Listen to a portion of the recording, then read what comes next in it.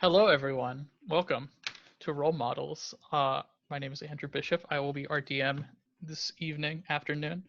Uh, and we've got our players here. Jeff playing Spruth. Spruth Thorinthala. Everyone thinks his name is Spruce, like the tree, and he's an elf. So it makes sense. And Jackson, what is our other character that we're going to be playing with today? Their name is Tiffany Taffy. They are a Tabaxi monk. Dope. Well, Also, I just realized that you changed it to remember to DM, not BM, and that made my day. Yeah, our Zoom call names. Yep. Important. We've been doing a lot of alliteration when we've been coming up with names. So cool, everybody. We're going to be doing a one-shot, so it's going to be silly and fast-paced. Heads up to the players. I'm going to push this along to a resolution if we're hitting our time limit. So at the end of it, something's going to happen, and we might all die, but probably not. I don't know. I feel like a nice person. So to give an idea, the name of today's one-shot, you can find it online, is called Assault on Candy Mountain.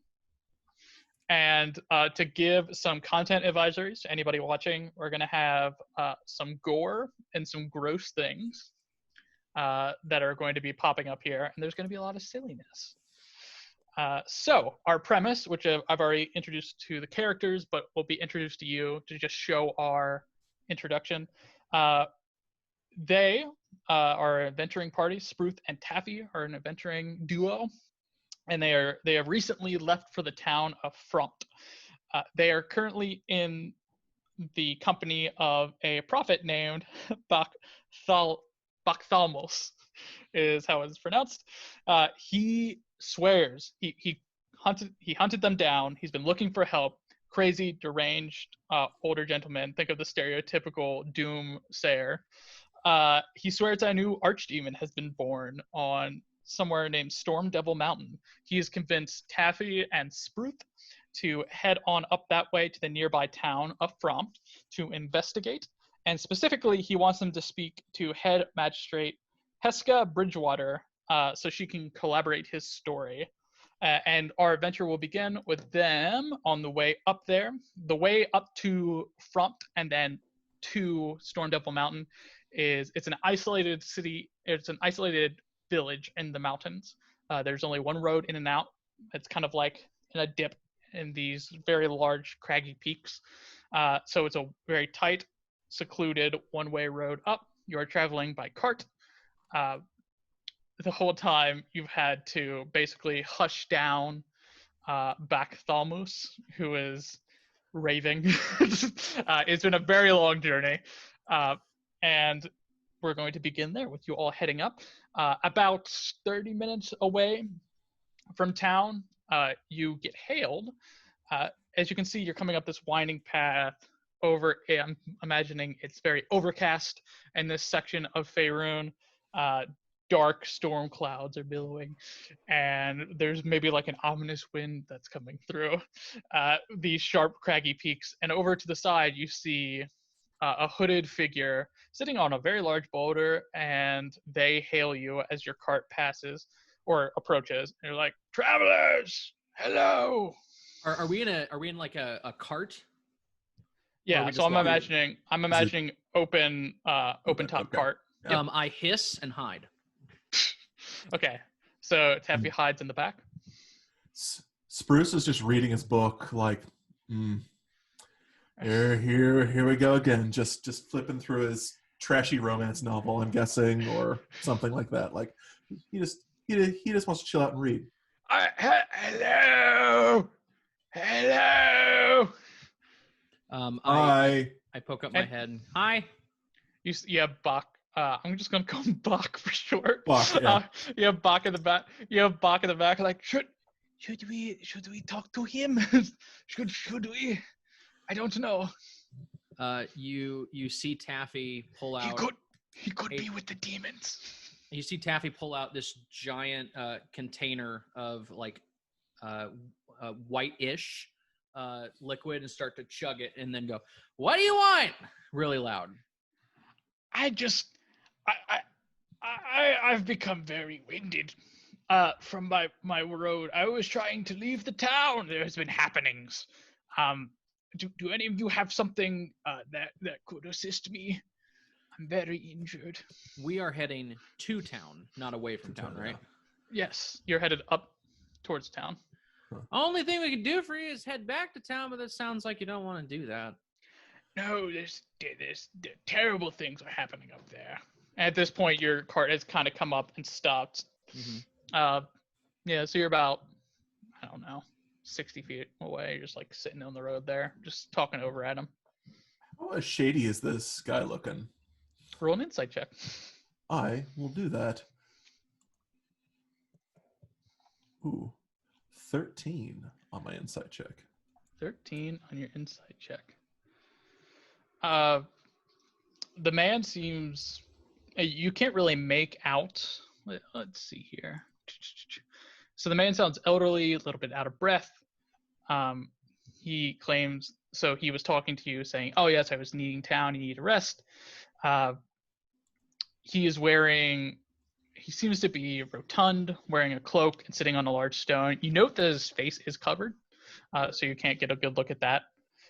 In terms of that, he just seems to be chatting with you, and you can't discern any motive, at least at this point. What's going on in town? Demons, I believe. Bob, that's what you said. Yes, that's what I said. Demons. They are demons. I swear. See, he knows too. He knows too. What kind of demons? There's, I don't know. They've come into town under nightfall, and they're huge, horrible, grotesque, smelly creatures. And yes. Would I know anything about a demon that's smelly, particularly? Roll a religion check. Can I do the same thing? Okay. Are you trained in religion? Ooh, I am not, but I do have history and arcana. I am not. Okay. I would say then. No, I'm gonna say no. You wouldn't know just because it's outside your character's realm of expertise. I'm drunk off my ass right now. Very drunk taffy. Pounding something. So stranger, what's your stranger, what's your name? You just don't go out talking to everyone. That I don't. I'm more interested in help. Look, I don't want any trouble. My leg, it's hurt. Well, and you said his face is covered, correct? Correct. Well, normally when you talk to people and meet people the first time, you introduce yourselves and you take off your mask, unless it's COVID-19 time, then you wear your mask in public. Right. Remember to wear your mask, everyone.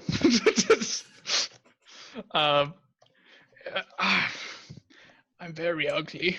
You wouldn't like to look at me. Well, seeing as we're the pretty people in this situation, we don't mind, please. Unhood the noggin. He shakes his head. It's like, no. Either you're here to help me or you're not. And we're only going that way. And I point toward town. I'm aware. Y'all, let's go. So Bach, what does your prophetness say about that guy? I think he's a demon. All we gotta know. Bach seems pretty paranoid and suspicious in general, and has been proclaiming that almost everyone that you run into is a demon in disguise. So, this fella says his legs hurt, right? Correct. I'll ask him what's wrong with his leg. I think I cramped up when I was coming out here, and I tripped and fell. And You cramped up? I'll mage hand over a water skin for him so he can replace his electrolytes and get rehydrated so he doesn't cramp anymore. If I have a banana, I will also do that. Yeah, I gotta get that potassium. You do not have a banana, but he will take the water skin. water skin. I Would I- clutched my container. Like, give me that. It's okay. We're not going to give him the milk. It's fine. I know you need Quite thirsty for any liquids that you might have, that. particularly milk. This is a white What- Russian. My bones. Could we like splint up his leg with some mage hand, perhaps, From a distance. from a distance? Yeah, because I don't. From a distance. From a distance. What, you don't trust the mysterious man sitting on the rock? Not the Steer- not showing his steer- face. Mysterious man won't show his face. Sounds like a villain thing to do to me. Sounds like, and then Bach in the back is like, sounds like a demon thing. He's a demon. He doesn't want you to see his face because he's a demon.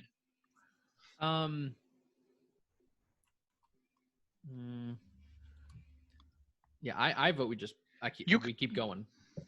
You could certainly, okay, so I'll leave it to Spruth. You can attempt to mage hand. You can do a medicine check. Or, I don't know, are you trained in medicine? I'm not.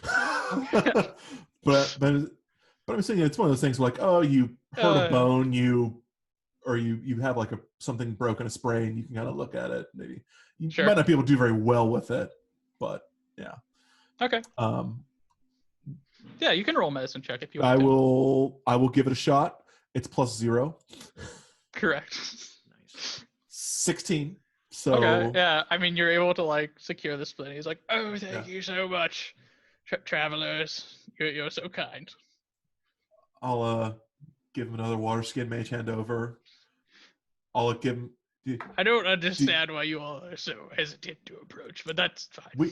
I don't understand your why you won't take face! your mask off. Cause I'm very self-conscious. I appreciate that, but part of loving yourself is showing things to people. I appreciate Maybe that not. as well. I don't know. No. Part Yeah.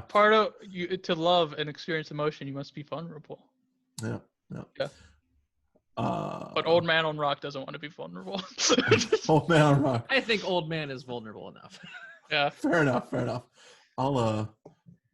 I'll chill the water with a prestidigitation as we go and say, good luck, stranger. Hopefully you don't come back to kill us. I would never do that. Cross my Somehow heart. Cross my heart. All right, so you all leave him. This mysterious Cross, you old man say. who's just sitting on the got some heart pains all of a sudden. Demon. So you all make your way up. You passed him, and you make your way out to the gate. That surrounds. There's like kind of a shoddy barricade that has been assembled around the small village up in the towns. So some like sparse pine trees that are like dotting the landscape in between these like rocket and Would you jagged say lands. some spruce trees? Yes, absolutely. There are some spruce trees up here. Yeah. Are you in your element? Apparently. Quote unquote. Yeah, the stereotype that elves have to live with. So you make your way up. And as you approach, you see what looks to be there's a guard that's standing out front at the road. Spear, chainmail, dented helm, maybe slightly askew. Maybe. At a jaunty angle. Yes, at a jaunty angle. Maybe because it's a little bit too big for them.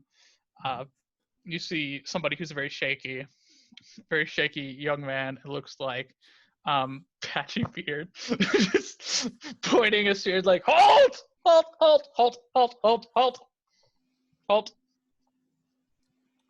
Halt. So you all they stop. have like a, We slow down. Yeah. So you don't run him over. Yeah, I know. But this one has like a skull cap. You said, right? His face is uncovered. Yeah, you can see this guy. Okay. Probably not a demon. Okay. And then Bach in the background's like, he's a demon. Is one of us driving the cart or? I'm assuming so. Yeah. Okay. Who wants to be the driver? We could make Bach the driver if you want to be. We'll make Bach the driver. Bach the driver. Yeah. Bach's the driver. He's just trying to run over everyone. Yeah. I say we keep going. And hit him. Bach, we probably shouldn't. So you all stop up next. He's like, and you can just see these big, round, blue eyes. And he looks over at you like, oh my, You made it. I can't believe it. I didn't think Should there's we- anybody left. You made it. Ominous. Thank you. Thank you. Who do you think we are? Yeah. It's not even. It doesn't matter who you are. The fact that anybody got up here is just like, whoa. Oh. Hmm. Well, sure glad to be here. Mind Also an letting us in? Yeah. Yeah. Also, by chance, do you know a weird dude outside of town, mask covered and covering his good face? Mask? I know. Does he hurt his leg? I'm thinking of people that went out. Yeah, we had one of the old timers in the village here head out a little bit ago. Yeah. See, a little rotund fellow always wears a mask. Yeah. Peter. Peter Tund. Yeah. Write that down. Yeah, he's one of the traders that goes out of town every once in a while, and he left here about 20 minutes You ago. say traders or traders? traitors? No, As in someone who is he a merchant? In trade. he trades. Why would he betray anybody? There's enough to worry about. He we don't didn't need show to his face to us, so I don't know. He is a little bit ugly. Like Checks how out. ugly? I don't know. He's pretty generically ugly. He's not like hideous. Oh. It's not like our cultural illusion of a Phantom of the Opera, but he's Yeah. got a little bit extra chub. Also, what's your name, Sir Guard? Oh, hi. We should have introduced ourselves. Thank you. I'm Tonsil Rockbell. Nice to meet you. Well, yeah. I mean, really nice to meet you. Because why are you so happy to see us? Whoa! Wait a second. Are you here to help? That would be really swell if you all were here to help. Help with what? We're here to see Head Magistrate Bridgewater. Is she around? Yeah. She's up in her she's over in her cabin. Yeah. What was your question, Tabaxi? What are we helping with? We've people have been getting kidnapped. And are these by the demons? Yeah, by demons in the back or in the front, I guess. Yeah, Bach. It's like, I knew it. I told you. I arch my back and like scurry a little bit. Yeah. So just like, and man, it's been awful. They come every couple of weeks, and they've been stealing folks, and we've really had to hunker down. And they smell awful, and they are not. It's horrible. Some of these like giant centipedes and just like blood and gore, and they've been hideous, and we don't really have the manpower to stop it. So we've just been kind of like holding up and locking down, but they still get people every once in a while. Yeah, we're absolutely here to help. Awesome. Mind lends us in? Sure, absolutely. And he like kind of scoots aside and walks along you. So you all walk. He walks alongside you as you enter the town. We're gonna say it's probably late afternoon. As you all come in, the town is unnaturally quiet. It's just like you can kind of see people looking outside their windows at you, like behind their curtains, and they don't really look suspicious, or just like more folks pitiful, Anxious. just like oh no. It's like more people come to die. So yeah, as you're walking in, you got Tonsil who's leading you on over to the cabin that he says belongs to Head Magistrate Hiska Bridgewater. And it kind of comes up. He's like, well, she's just inside there. I got to go back to the front and guard. If you have any questions, I'm sure she can help you. She's pretty smart. She can direct you to somebody. As he is leading us and as he leaves us, can I kind of look him over and see if he looks like he is at all nervous that we're there? That he has any other reason than what he said? Sure. Roll an insight check. 12. You you're eyeing up this young guard that you're walking with, Tonsil. He doesn't really seem to be looking at you all. More like nervously glancing around at the surroundings. It seems generally, I mean, even when you pulled up, you could tell, seems generally terrified and was in awe when you all first approached. Again, convinced that essentially anything outside the town was dead. Yeah. In terms of being scared of something that's not you, I mean, you are obviously imposing figures, and you are Yeah. nothing that is seen around this town. But you don't get the impression right now that he's particularly afraid of you. Okay. If he's looking around, can I, like, as he's walking next to us, can I, like, get really close to the side of the carriage and go, are they here now? And ask, like, very softly. The demons? The demons, are they here now? I don't think so. Okay. They're not very stealthy when they show up. They Gotcha. are. They just kind of like walk in and take people. So no one's being held captive or anything. There isn't like something weird going on right now. We've lost. I mean, people have been taken, but they've not like mysteriously disappeared. Okay. Nothing like that. Like, no, they just go up, and he points over towards this giant, ominous, looming mountain. Like, they just go up to Storm Devil, and Gotcha. they don't come back. Okay. And would I know anything like old legends of like this part of town, this part of the country being like commonplace, or?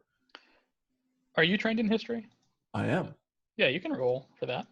Alrighty. 25. Ooh. Yes. Storm Devil Mountain in the town of Prompt. Spruce suddenly just pulls out a book and like, get this. Yes. It's so yeah, this one. this is a fairly. I drew this one. This is a fairly well-known spot. This area is like the reason that this town exists is up on Storm Devil. There are these plants called blood onions that grow up there, and they are particularly well known for being great ingredients in dishes and spices. That you know that they grow up on Storm Devil, and the reason it's called Storm Devil is partially because of these like ominous blood onions, which are again like blood red, grow kind of like craggly and almost demonic looking, but there's never been like a demonic association with them. They're just weird looking onions. And delicious then when caramelized. Oh yes. And then there's also the like old town saying that is like that Osmodius planted the blood onions there. And that like residual evil is what causes all the storms around the mountain. So you're familiar with the town and Frompt. And Frompt is there particularly as a small trading post up into Storm Devil. Yeah. And I'm guessing with my studying, I would know the difference between demons and devils, correct? Oh, correct. Okay, yeah. That can be pretty generic. Yeah. But that is Osmodius a devil? Osmodius is a devil, yes. Okay, well, I was just going to my D&D lore. Yeah. What's a? They're demons. It's a demon. Yeah. Yeah. Or is it okay? Yeah. So there was a demon that planted it. Okay. Maybe like me, not all the common townsfolk know the difference between between demons and devils. Just kind of trying to gauge for him. Like, is this sound weird? Is this some bumpkins? I guess not knowing what's going on. Is something else going on here? I mean, hard. Yeah, this is almost the equivalent of a logging town, although there's not forest out here. So like this is pretty scarce lodging. There's like maybe some wildlife up here that'd be worth hunting, but this is like a trapping blood onion town. Is the main reason they exist. There's blood onions in them now hills. Yeah, there's red in them hills. There's red in them hills. So go get it. Caramelize it. Put it on your sandwiches. So good. You ever heard of these burgers? They're real nice. Oh, they got those out of Waterdeep now. Yeah. Yeah, I mentally put that. I like the idea that all of our one shots are just like different parts of Faerun. So yeah, we're totally in Faerun. So everybody knows about Waterdeep. Yeah. We're just somewhere these, east because the west is ocean. yes. Yeah. We're just some city slickers, some big town city slickers coming in Yeah. to help solve some mysteries. Jinkies. Jinky's gang. Oh yeah, Taffy is the talking animal companion. Oh man. Is that who is? Yeah. I'm in. This works now. You're Fred, and I don't know who the fuck is Bach. Bach is Shaggy. Bach is Shaggy. Just scared of everything. Demons! Well, Taffy, should we go in and talk to the magistrate? Do it. See y'all. Ding, ding, ding. You hear come in, and you open the door. Ba, ba, ba, ba. Behind her, I actually mage hand the door open because I don't like to touch things. you're germaphobe. I'm that's why. fine at the door till it opens. That'll be fun. Sure, you're a germaphobe. You should always wear your mask and hand sanitize. So y'all open on up. You see a small, it's like a one-room house. So you see a small stove and a bed. But over at this desk is a woman looking very official, wearing, essentially I'm thinking of like, almost like a Revolutionary War getup, where they've got like all the prideful buttons and like very prim and proper. Is this short hair in a tight bun, wearing very thick rimmed glasses, is this small dwarvish, very aged dwarvish woman sitting behind a desk and looks up, mild surprise, but then quickly fades away from her face and like, I don't believe we've been acquainted before. Hello. Are you saying that she looks like a kind old grandmother? She does not. More of a librarian. Oh, she doesn't. Taffy immediately falls in love. Yes. And so does Spruce because he's found his people. Yeah. A librarian. Yeah. There you go. She's like, yes. Can I help you folks? You're new in town. She's kind of like eyeing over you. Does she know Bach? Yes, Bach's with you, right? Yeah. Bach comes in. It's like, I told you I'd get help, and she's like, oh, your help for the demons. The demons, of course. He's like, yes, I told you there were demons. Yes, I know, Bach, there are demons. We are very well aware. It's like, he's like, and then he kind of goes into his own mental space in the corner. He's like, well, I see you've met Bach. He did leave to go get help, as you might have heard from him. We've been having some demon problems. And we are the help. How can we help? She kind of looks, again, seems to really be eyeing you all over, skeptical. It's like, well, if you can help, we'd like you to go deal with the source of whatever is dealing with these demons. Perhaps I could point you in the right direction to some of the townsfolk that might be of assistance. I know two off the top of my head that would be of use to you. The first one is the one that I recommend, friend of mine. What's her name here? Gertrude Polymore. It's a very common last name. So you gave me a look. of the Frampt Polymores, yes. Oh yes, of the illustrious Frampt Polymores. So Gertrude, she is our local wizard. She's been doing much studying. I haven't seen her in a couple of weeks.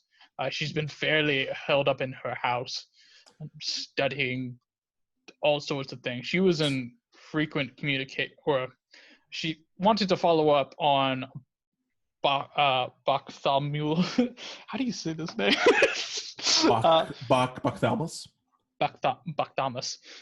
She was very interested in Bartholomew's prophetic visions before or when he left, as possibly a source. And then Bach pipes up from the back and like, yes, I saw this several years ago. there was going to be a new archdemon born on Storm Devil Mountain. So you could say it's a Bach variation. Yes, absolutely. I'll coin that. He was like, I knew it was up there, and I thought he was going to be there 2 years ago, and then it didn't show up. But I'm positive now that that's what this is. I knew it was coming. I was just a little bit early the first time. Visions, they come and go. Does Bach seem convinced that he's saying the truth? Yes, absolutely. Okay. Bach speaks only the truth. Okay. Just Bach being Bach. Yeah. Bach seems to think that he's telling the truth. As to everybody else, like, Oh, okay. Everybody else kind of like giving him because he's so intense. Everybody else kind of giving him the wild eye, like, all right, buddy. Hey, dude. Hey, who's the other person you'd like to introduce us to? Perhaps somebody that can be of use to getting you a little bit up the mountain would be a halfling fellow by the name of Toko Mayweather. Oh, I'm very familiar with the Merriweather family. Yeah. Oh, yeah. They're not actually from around here, but they are traders, so perhaps you have heard about them. Yeah, I think they're out in the west a little bit. Yes. Yeah. Yes. Jeff. So yes, there's those are the two I would recommend speaking to. I could possibly, if you have any questions about the town or the history or any further illuminations into what has been happening recently, I could chat with you about that. But I would recommend speaking particularly to Gertrude. She is an intelligent woman, and I am concerned about her. Again, I've not seen her in a little bit now, and she often gets into her studies, but I've never seen her in such an intense fervor as she was when she closed up this last time. Wizards, man, I get it. Indeed. Is there anything I can help you with? How many people have gone missing? Oh, I mean, we've lost some. We have a couple of tourists that have come up. People that want to grab blood onion. We have a lot of chefs that come through the area that want to go harvest some of the blood onions in the area. They've gone missing, a couple dozen now. And this has been happening over several months, although recently it has become much worse. And you can kind of see her push up her glasses and wince. The smell has been awful. What does it smell like? Oh. Just wait for a wind to blow, and you'll know. It'll waft into town. I mean, rancidness, feces, bile. It's utterly abhorrent, is what it is. Is it the same smell every time, or different smells? It's the same smell, and it's been growing worse as time has gone on. Can I walk outside and see if I can smell it? Yeah, so you wait outside for a little bit, and then, about a couple minutes pass. We can say that you probably smelled this actually on your way over to her house as a wind blew through. Just this really vile stench coming from the mountain. And it like makes you nauseous. It's incredibly pungent. Mm-hmm. Okay. Like the sewage drain was open. Is this like a volcano or a volcanic mountain? Has there been volcanic activity in the past? No, it's just a naturally occurring mountain. There's been no volcanic activity. Been some storms high up. You know that there are definitely the blood onions themselves grow in the interior of the mountain. So there are some caverns that exist inside it. But no, nothing volcanic. Okay. All right. Should we go talk to Gertrude, Taffy? Yeah, let's do it. No. So we go. And I'll come too. And then Bach pops up, follows you. Yes. Does Bach have any skills? Like, does he have a class? Do we know what Bach is? Okay, he's very knowledgeable. Okay, good. I don't know. He's definitely he is religious of some sort, although you have not seen him in combat. Okay. You can definitely assume that he's some kind. Perhaps he has healing skills. Perhaps not. Okay.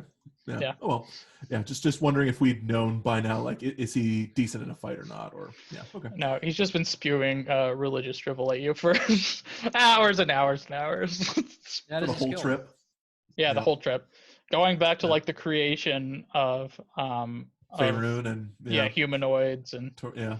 the nine hells and Yeah. the oh Christ, the upper Spruce- planes. Spruce feels like he's in school again in a lecture of the planes. Absolutely. Taffy during all that time was sleeping. So you make your way over again. It's pretty much the house right next door. You come up to the door, and you can see the windows are drawn. Yeah. And you can see that there's a very faint, what seems to be, you can smell it as you like walk closer. Incense is burning, and you can it's like slowly rolling under the door as you walk up to it. Spruce says it feels like home. Knock knock. You with a mage hand. Nobody answers.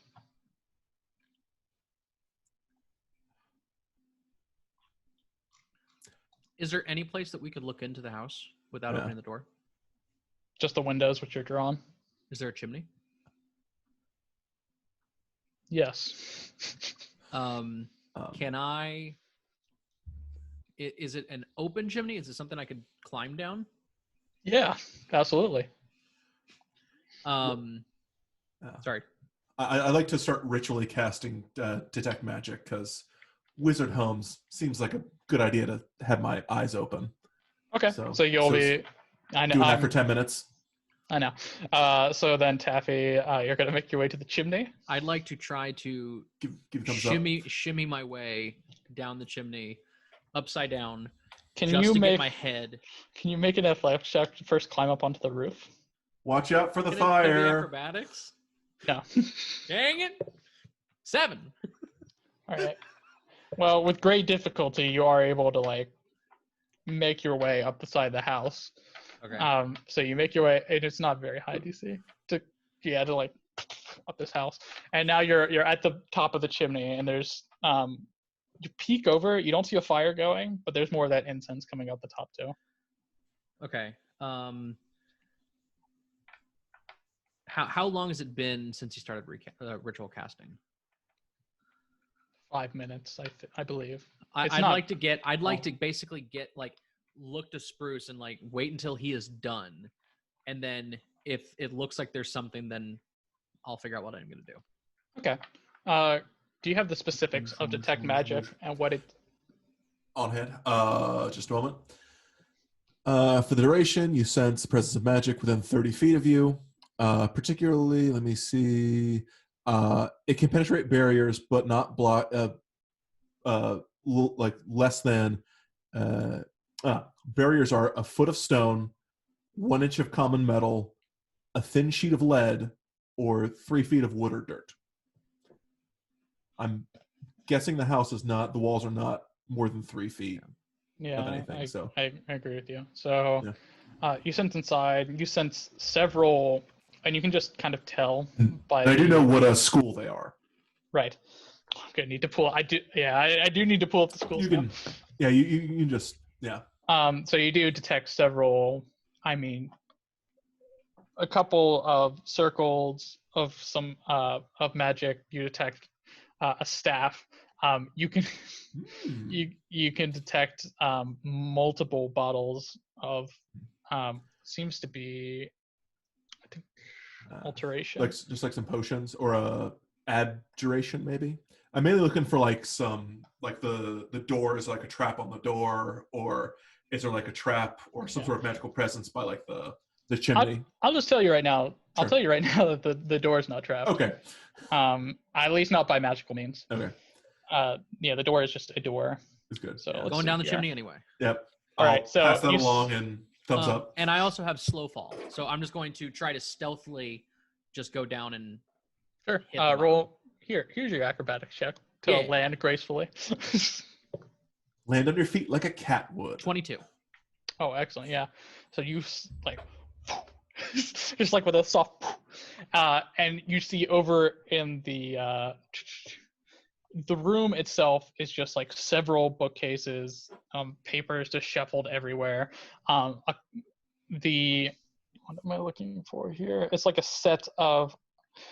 I'm trying to do the laboratory of glasses and All the vials and that the sort of stuff. vials and like the tubing that leads to things. The Erlenmeyer flasks, like a standard chemistry kind of thing. Yeah. The Bunsen burners. Yeah, Bunsen burners.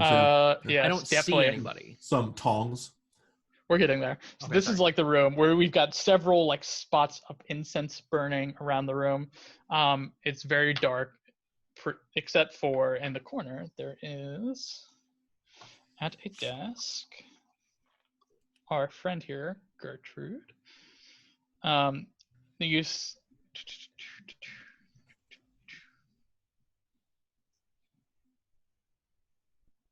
Where is it at here?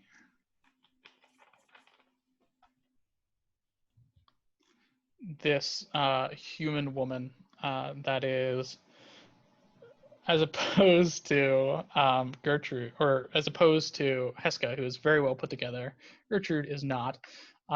Just like a mess of black hair, like thrown back in a ponytail to keep it out of her face.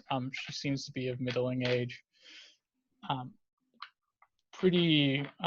Her eyes seem fairly wild, actually, and she's like poring over scrolls and like sketching on stuff and muttering to herself.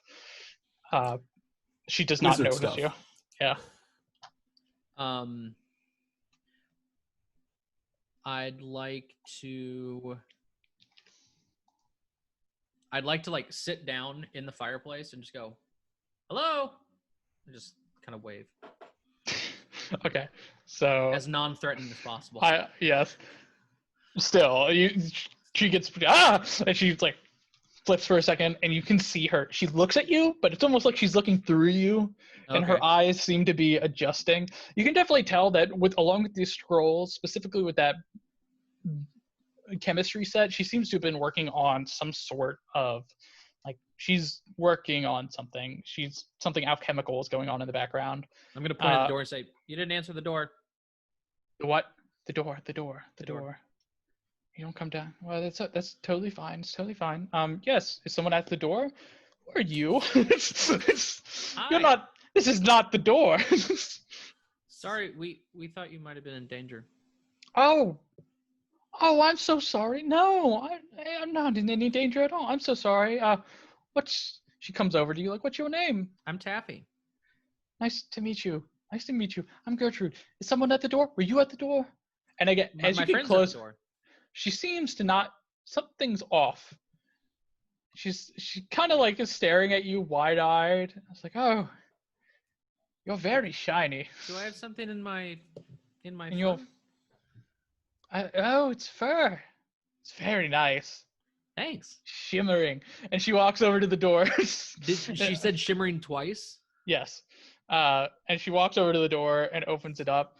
Like, hello! And just like her eyes get burned by the light. and Does she seem okay? She is off. Somehow. The door opens up and you see this like, and again, she's wearing like very simple robes, kind of tattered. Something that you noticed because she got close, and now you notice she is dirty, as in like she stinks. She hasn't cleaned, it seems like, in a while. I'm gonna like very instinctually matted. start cleaning myself. Yeah. Yeah. Do I notice anything? Like, because my detect magic's still up. Right. Do I notice anything about her? Is she under any sort of spell? You can definitely tell that she has illusion magic currently working within her. As well as you can test several bottles of illusion magic something in the potions that are spread around the room. Like the entire chemistry set seems to be like this. Yeah, it's just like radiating illusion. She has like an abjuration wand on her hip. Yeah. Yes. Would I know anything about the alchemical like chemistry set? Would it be like anything like, is this particularly for like some kind of potion, or like what potion this would be? Like, sure. like what is she working on? Roll an Arcana check, which you definitely have. 18. Sure. That's pretty good. So detecting illusion and then like spying the instruments that she's using. This is definitely these potions somehow are. You're putting together that perhaps these are somehow perception related potions. Like she's trying to figure out like they're all perception based. Like trying to work on that. Yeah, it's definitely something about altering oneself. Oh, is that why she thinks we're shiny? And the door, as she sees you eyeing around, is like, "Wow, you look good enough to eat. Come in, come in. Have a like seat." And she motions to like no chairs. To eat. Yes. Yeah. And then Bach, it's like, "Bach, you are shorter than I remember. It's good to see you." And then Bach is like, "Ah, yes, good to see you. Have you met it?" And they can like just start going in, and they start like spewing information at each other, like talking about demons and like things that are happening. But something you hear her mention, she's like, "I figured it out. I know which one it is. I know which one. It's Ryle. It's Ryle. It's Ryle." And she's like pulling him over, like, "Okay, you're talking about the prophecies. He's vile, filthy, and I've been researching for weeks. Who are your friends?" She motions over. As they're going at it, I'm just sitting next to Spruce going, they're weird. Yeah. I know. It's like, also she's got illusion magic going yeah. on. She runs over and she's like, "Oh, the door." She shuts it. It's like, "We can't let the dust get out. Dust can't get out. Can I like tap her and see if it's actually her that we're seeing or if we're seeing an Oh, illusion? yeah, absolutely. Yeah, no, you poke her. She's like, "Oh, all right." Just pokes you back. Yeah. Yeah. I'm going to keep doing it. Stop And she keeps on doing it? Yeah, we're just going back and forth. Like, can I, she during seems one to of be, them, yes. during one of them, can I try to grab one of the vials? Stealthily? You'd have to like get past her because you're just poking her, and like Oh, the vials are okay, on the back okay. shelf. Oh, gotcha. Sorry, I thought they were on her person. No, she's got a wand on her hip, which seems to be like her personal wand. And then she's got her robes, and then her own put together should appearance. I try to take the wand? And as you're poking, and she's poking you back, she seems to be like not even so much poking you as petting you. She seems more interested in your fur than she does reacting to your pokes.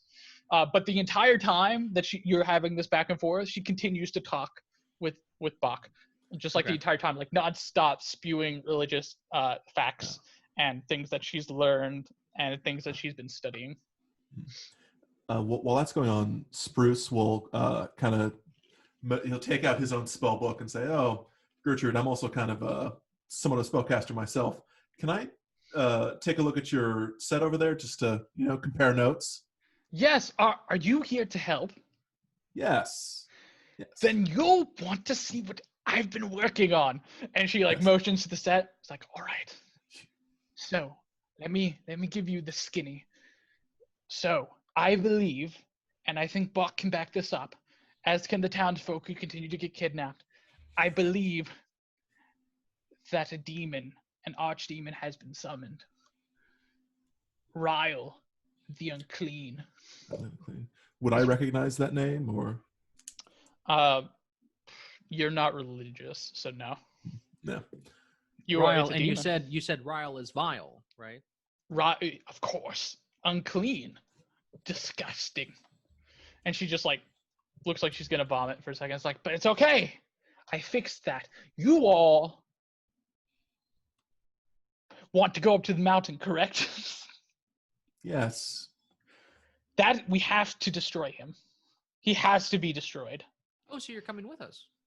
No. The town needs me, and I have research to do, and I would not be any. As I say you're coming with us, I'm gonna like lay down and start purring. Sure. And try to convince her to come with us. It's like, "No, I couldn't possibly. The town needs me. Gertrude or Heska needs me. And I can't leave these folks undefended. I'm one of the few fighters left in the village.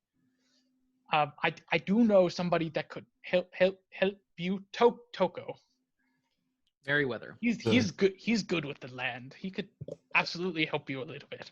But you'll be very interested in these potions. You're a mage. You're a mage. Excellent.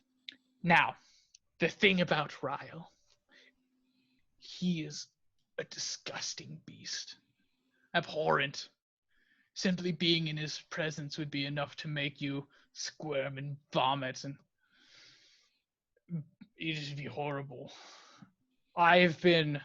She grabs one of the bottles. I've been working. Yes. One could not simply approach Ryle normally without being affected. Yes. What?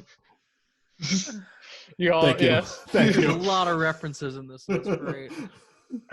You could not possibly be approached without being revolted and some supernatural disgust. So I found a way to dull the senses.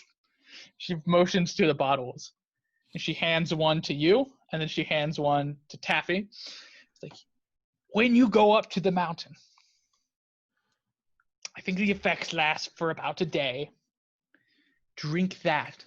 Normally, the smell and the environment would be enough to make even the most seasoned adventurers squirm. It's supernatural, the disgust that you would feel. But not with this. Not with this. With this, your mind will be shielded from the horrors that you would face. And you will be perfectly fine going up there. I've been working on it for weeks for just such an adventuring party to come help. So it's a Well- one potion to dull them all. Okay, got it. What's in this potion? Talk shop for a bit. Side effects. If I drink this with alcohol, is this gonna mess up my system? I or- mean, I would yes. like some counseling here. Sure. Whenever you get medication and you're allowed to ask the pharmacist. Actually, they're legally obligated to Uh-huh. ask if you have questions. So Yeah. So she gives you this feel. It's like, all right. It's a powerful hallucinogenic that will shield your mind and change what you perceive around you. You should not hallucinate things that aren't there. Is she telling the truth? She seems She seems unsure. convinced. Oh, she seems unsure. Okay, yeah. That's exactly what I want to know in my medication. It's what I've been working on, is to get rid of the side effects. You might not be able to tell. I've been taking it quite recently. Right now. Yes. You're totally playing it off. Thank you. I like to imagine I'm very composed. But yes, it seems that I recommending it. I only have those two and the one left. It takes me quite a while to brew more. It would be the one, but it last about 24 hours, and that would be plenty of time for saviors such as yourselves to go up there and destroy Ryle. Yes. Spruce thinks these were not made with good manufacturing practices. So they are definitely experimental, although she seems to be Swear good by at them. She seems good at her craft, Yeah. but just because she is dealing with something experimental that has not been tried before. Yeah. Yes. And the detect magic, it still says this is still illusion, or is this like more like abjuration, the potion? Abjuration would be more of like protection. So the way that she describes it is this method of protection, which you're thinking of with abjuration. This method of protection is not so much it's changing your senses is the idea behind it. Instead of protecting you, it's just masking it, basically. Right. So it's still there. Yeah. But the way that your body is perceiving it due to the magical effects. You. And the magical theory, she's kind of saying scans. Like it makes sense. She's okay, yeah. She isn't like off her rocker. Yeah. Not any more eccentric than Bach. who Not seems to have been intellectually, right. maybe mentally. Yeah. Yeah. Maybe right now she's definitely altered, but in general, no, she seems fine. Okay. Okay. Yeah. So Kyle, who is Vile, he's up the mountain. Would you say about a mile, or how long is it? How long is it up there? I thought his name was Ryle. It's Ryle? Ryle. It's Ryle, not Kyle. He's Vile. In that Ryle. style. Is it about a mile? Hold on. What else? What else should we put in this vial? I don't know if a vial is my style. The road narrows greatly. It's about You're saying it will take a while? it will take a while, about 9 miles. Oh, that sure makes me smile. Not a joke, actually. That is actually the distance that is listed here. So it's about 9 miles that way. Yes. But then you'd have to get into the mountain itself to fight Ryle. The Vile. About a mile. Okay. Perhaps. I've never been up myself except to occasionally try to harvest. Well, I don't even do that. Just have somebody else go do it. All right. Hopefully we don't lose and end up in denial. Wouldn't want that. Be awful. Bodies in a pile. Anyway, so we probably want to head up there. Do you know if he's worse at any sort of given time? You should be prepared. No. He's always bad. He's always bad. But I would be absolutely sure you have everything you need because you only have 1 day. It's a long walk. Do you have any other potions we might be able to use? I'd have maybe. No.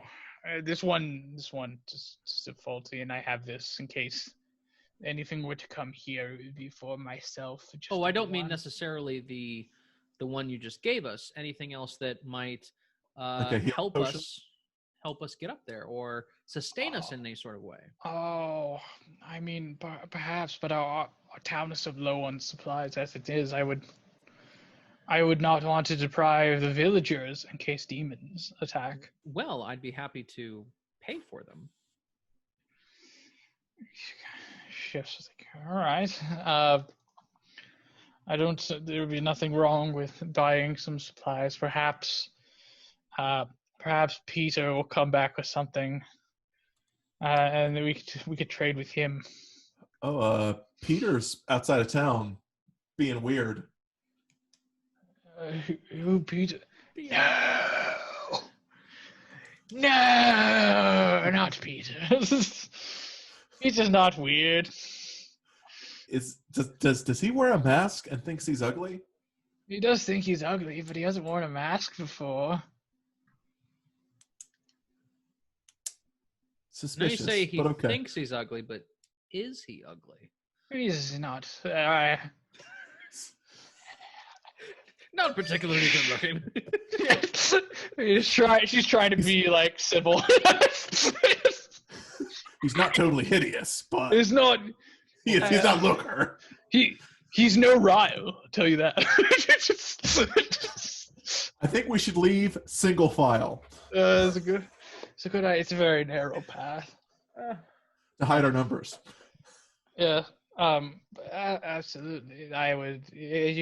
Remember, be ready to go, and when you go, make sure. You said we should talk with somebody, didn't you? That might be able to help us. Toko. Toko knows the path at least a little bit. He helps folks. He's like almost like a tour guide. Okay. All right. Well, we will get this Merryweather fellow in our fellowship here. How much gold do you have, by the way, Taffy? How much did you start with? That's a great question. I don't know. 15. 15? I have 40 some gold. Do you need some money? How much health do you guys have? 36 HP. 45. Okay. Since you all are going up, I would sell you I could sell you 2 graded healing potions for 30 gold total. I'll split that. Chip in 15. You just want to do one each? Yeah, sounds good. Okay. You said a greater, correct? Yes. Yeah. Also, I have an invocation of mage armor that's always up. Okay. In case you were just to be clear with that. Okay.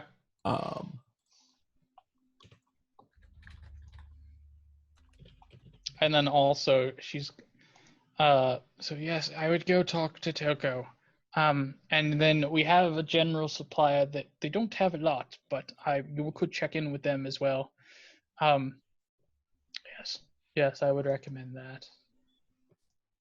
She starts to space out again. It's like, I have more reading to do. If you have any questions, please knock. And then she goes over to her desk and goes back into it. And would you all be horribly offended if I kept Bach with me? I think he's... Oh, you can keep him. Yeah, you should. No, Bach, you know, he we'll miss you so much. He And sounds then like Bach- you need him. Bach's kind of like, gentlemen, if you want, I could stay with you and talk to you about. You are needed here, Bach. I think that here. you could do a lot of good with her. I mean, Yeah, you guys could really share some brain space here and bounce some ideas off each other. Yeah, that sounds great. Back and forth. Yeah. Okay, and Good. you all are like, you back to the door, and then Bach's like, okay, and you shut the door in his face. All right, so you all are outside now. Sigh of relief. I'm assuming, did someone tell us how to find Toko? Did Heska tell us that? Yeah, she mentioned a small campsite that is nearby the trail that heads up. So we just leg it over there. Okay, so you go over there, and it does not take too long. You find Toko sitting. Is there a raging dog somewhere? Upstairs. Okay. Those are the pups. They're very Puppers. lovely, and Yes. when they hear knocking at the door or neighbors, they get They get a little So yes, you make your way over to Toko, and I didn't think of this. There's a lot of puns that keep popping up, and I'm not intending them. But I imagine this is a halfling, a very good-looking, almost like dashing. He's quite the rogue. Yes, toking on his pipe. That's where the pun came in. Sitting around the campfire, toking on his pipe. You can see that he's got some what looks like to be gear, and he is rugged and doesn't seem to have moving a table. It doesn't seem to have any like set home. Just got this campsite and stuff that he's set up. He's like, he seems to be lost in his own thought. But when you come up, you can see he puts a smile on his face. He's like, well, hello. And what do I owe the honor of meeting you fine folks? We've heard that you are able to take us up the mountain. Oh, yes. I could. I've done a couple of tours before. It's been very smelly though recently. We've been sent by Gertrude. Oh, you spoke to Gertrude. And Heska. Yeah. And Heska, yes. All right. Perhaps they offered. I am for hire. I'm a guide, and I can help folks go up the mountain. Normally, it's just for the blood onions, but times are different. Well, I don't know about onions, but the other part maybe. Yeah. So let's head on up. Well, so I hate to be sticky, but I am for hire specifically. We are as well. From let's just say as we head up, we've been told that there's a little bit of danger. Yes. So if you would like to pay for our protective services, you could do that. Well, I don't have to go up. You could perhaps pay me, and I would assist you on the way up. How much are we talking? I don't know if you know, the blood onion is very, very What's the word I'm Pungent? looking for?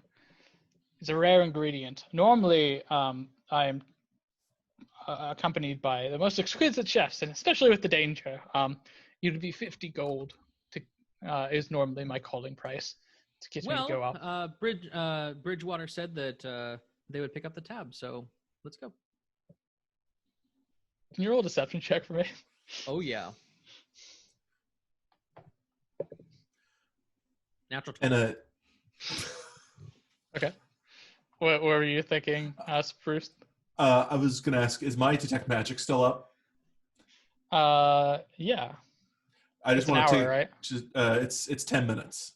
10 minutes? 10 minutes. Oh, Yeah. probably not then. Probably not. Okay. Yeah. No worries. Yeah. Looks Okay. like we just lied to this dude. All right. So he comes like, oh, well, I suppose that I could definitely talk with her. It makes sense. They've been looking for help. Once we go up, I would lead you. And he kind of like starts. You see, he pulls out like a nose pen. I don't know if you have anything to help you. This barely is going to do it for me. I could probably get you to the cavern mouth, but the smell is atrocious. Did we get the sense that we would have to take our entire potion for it to work? Yes. Darn. Okay. Yeah. I'll ask Toko, like, kind of make a makeshift mask out of like a handkerchief and some string to like prestidigitate like some good smell on there. But like, do you think this would that suffice? Just, no. No. I don't know. I don't know if you have anything. I'm going to suggest the potions if you want to head up that way. Okay. Essentially, what he's telling you is, the closer that you get, the more horrible the smell is, and even on the path up, it's like vile, rancid.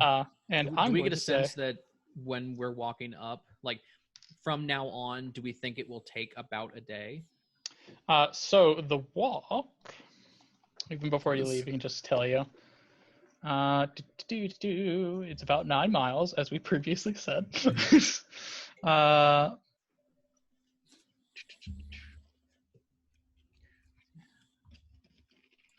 see here. Here we are. So 3 mile. No, 9 miles all the way up. It is very narrow, with a lot of sharp overhangs, crumbling rock. The path is difficult. It would take you about 3 hours to walk up that way.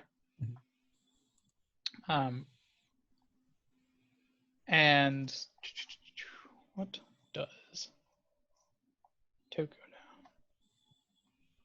Yes. And you all have already spoken to Gertrude, correct? Mm-hmm. Yeah. That's good. I will take you up that way. I should note that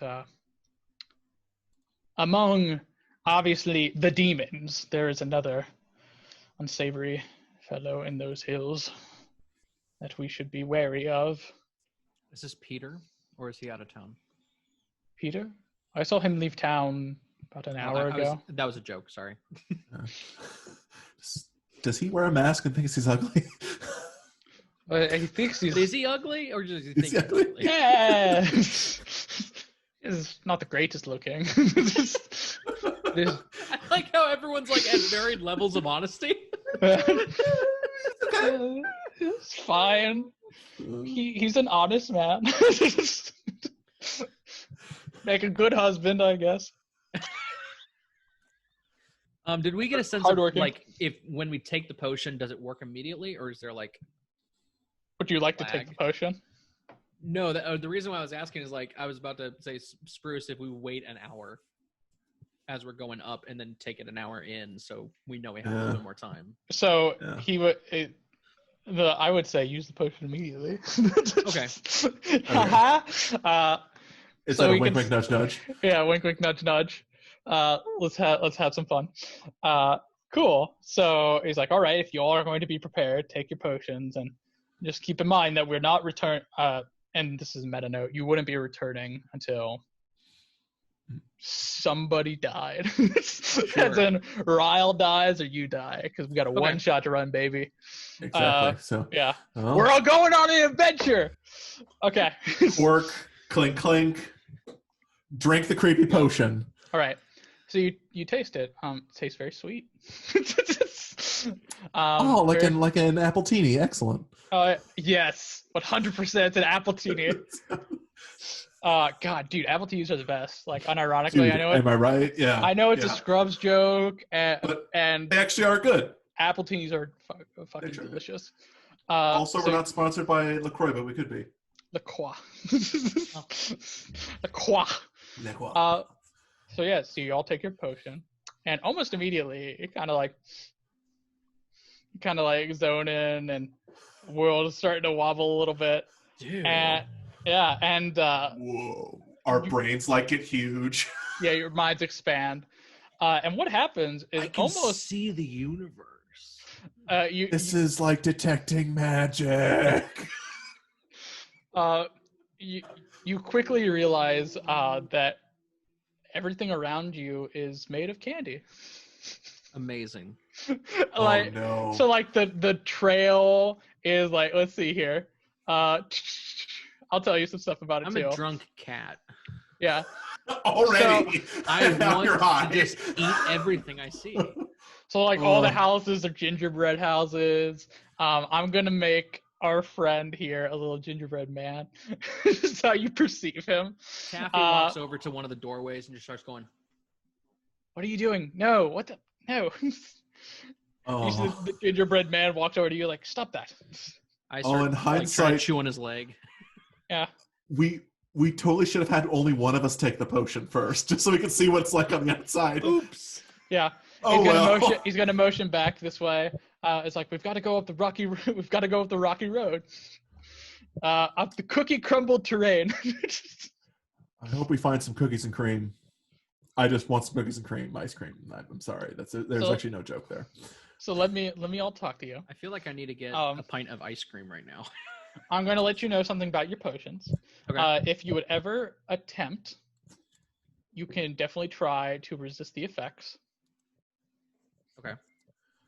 Perhaps you wanted to. I don't know. If there's a reason you wanted to. Just letting you know that is a thing. And yes, and you look off, and it's a big rock candy mountain, you guys. Taffy just like does that like faint over and just like doing this in the air. Yeah. And like the mountain is pink and frosted, and there's like levels of it. Like all the green is like green icing that's around. This is what Jeff is gonna dream about. Going around the outside. Even the dark storm clouds seem to be like puffs of cotton candy. Dark blue in the air. Yeah. Amazing. So we're gonna go assault Candy Mountain. My name is Taffy. Yes. It was not lost on me. Perfect. So you're gonna start making your way up, and as you're going up, does Taffy look like they're made of taffy? Yes. What do I look like? Taffy looks like Taffy Cat. You've got, what you have, Taffy? As Spruce looks at you, you've got like the rubber hose effect from like old animation from like Max Fletcher, I think it is. Yeah. Where like so if you're not familiar with it, the idea is like a person is made up of rubber hoses and like they bend, and that's why you have that like olive oil, old Mickey Mouse look of like these floppy stuff. So that's what Taffy looks like. Looks like Amazing. A cat that is rubber hosed. What does Spruce look like, Taffy? Spruce looks like... Am I made of peanut brittle? I was going to say that, or it looks like tangled versions of red vines just all over. Ooh. I like over that. Their body. Yeah. All right, so you're with a big old gumdrop as the head. I like this, that you're made of red vines. And I have a staff that's actually a candy cane. Yes. Hell yeah. Yep. So you're making your way up, and you're talking to Toko. It's like, yeah, we've got to be afraid of the. Is Toko a chocolate man? Toko is a gingerbread man. Gingerbread man, right? Yes. Yeah.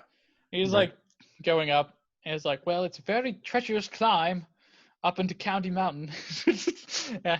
And once you're going up that way, you have to be very careful of all the demonic candy creatures that live in the candy hills. This is all scanning now. I Yeah, get it. this all tracks. We will traverse it with Reese's. With ease. All right. With ease. So he makes his way up. It's like, we should be very careful. I know for a fact there is a very angry man that lives in these hills. He commands The Candy Man? the Candy Man. The Candy Man lives in these hills. Does he drop things? Can. Does he drop things because of his butterfingers? No, he actually holds on very. If we see him, you'll know. Okay. It's a very narrow path. God bless you should you, be Jeff. careful. So with you all, would you like to go fast or go very slow? I'm going to go very slow. Very slow. Yeah, I'm gonna keep my eyes peeled for like, what is this? Let's have Merriweather in front, and I'll be in the middle. If you're okay with that, Spruce. Or should we go side by side? Oh, do we have? Oh, I thought it was a single file. Oh, it's single file? You have to go single file to go Ryle. I heard Yeah. a pile. We'll end a pile. This all tracks. That is our style. So you all start making your way up. Can you roll stealth checks for me?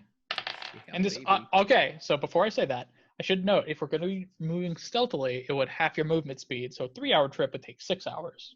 Oh well, Ooh, yeah. I thought if the choice is just to move at a regular speed, not as like a quick speed, Oh yeah. then yeah. I'd rather just move at a regular speed. Okay. Regular speed sounds good. Sure. So you'll be making your way up there, and like Toko will keep making jokes with you, but all of his jokes seem to be candy themed now. He's very jokey in general, and he tries to keeping a light and chipper mood, despite the horrible things. He's got his nose plugged in.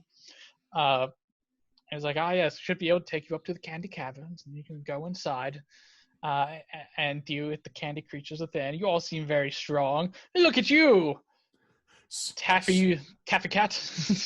Strong with my -1. I really want to hear some of these candy jokes. Yeah, yeah. let's hear these. What is the gingerbread man's favorite drink? What is the gingerbread man's favorite drink? Is it ginger beer? Butterscotch. Oh, okay. That also works too. That's a good one. So it's good. Yeah. You know, I'm really good at shoplifting candy bars because I got a few Twix up my sleeve. Oh. What? I'm trying to think of jokes still. What happened? What happened to the raging orc that got that? What happened to the raging orc when the boulder fell on him? What? He got crunched. Or yeah. Yeah. Or he got candy crushed. He got candy crushed. This is everything I've ever dreamed You know of what? in a one You know shot. what it's called. That's when like you the have- remaining like hour and a half is me trying to come up with candy puns. Yeah. You know what you call it when you have to pay a little extra for your candy? Tic Tacs. Thank you. Smart. Tip the cap. Thank you. Have a good day. Thank you. I'll be here all night.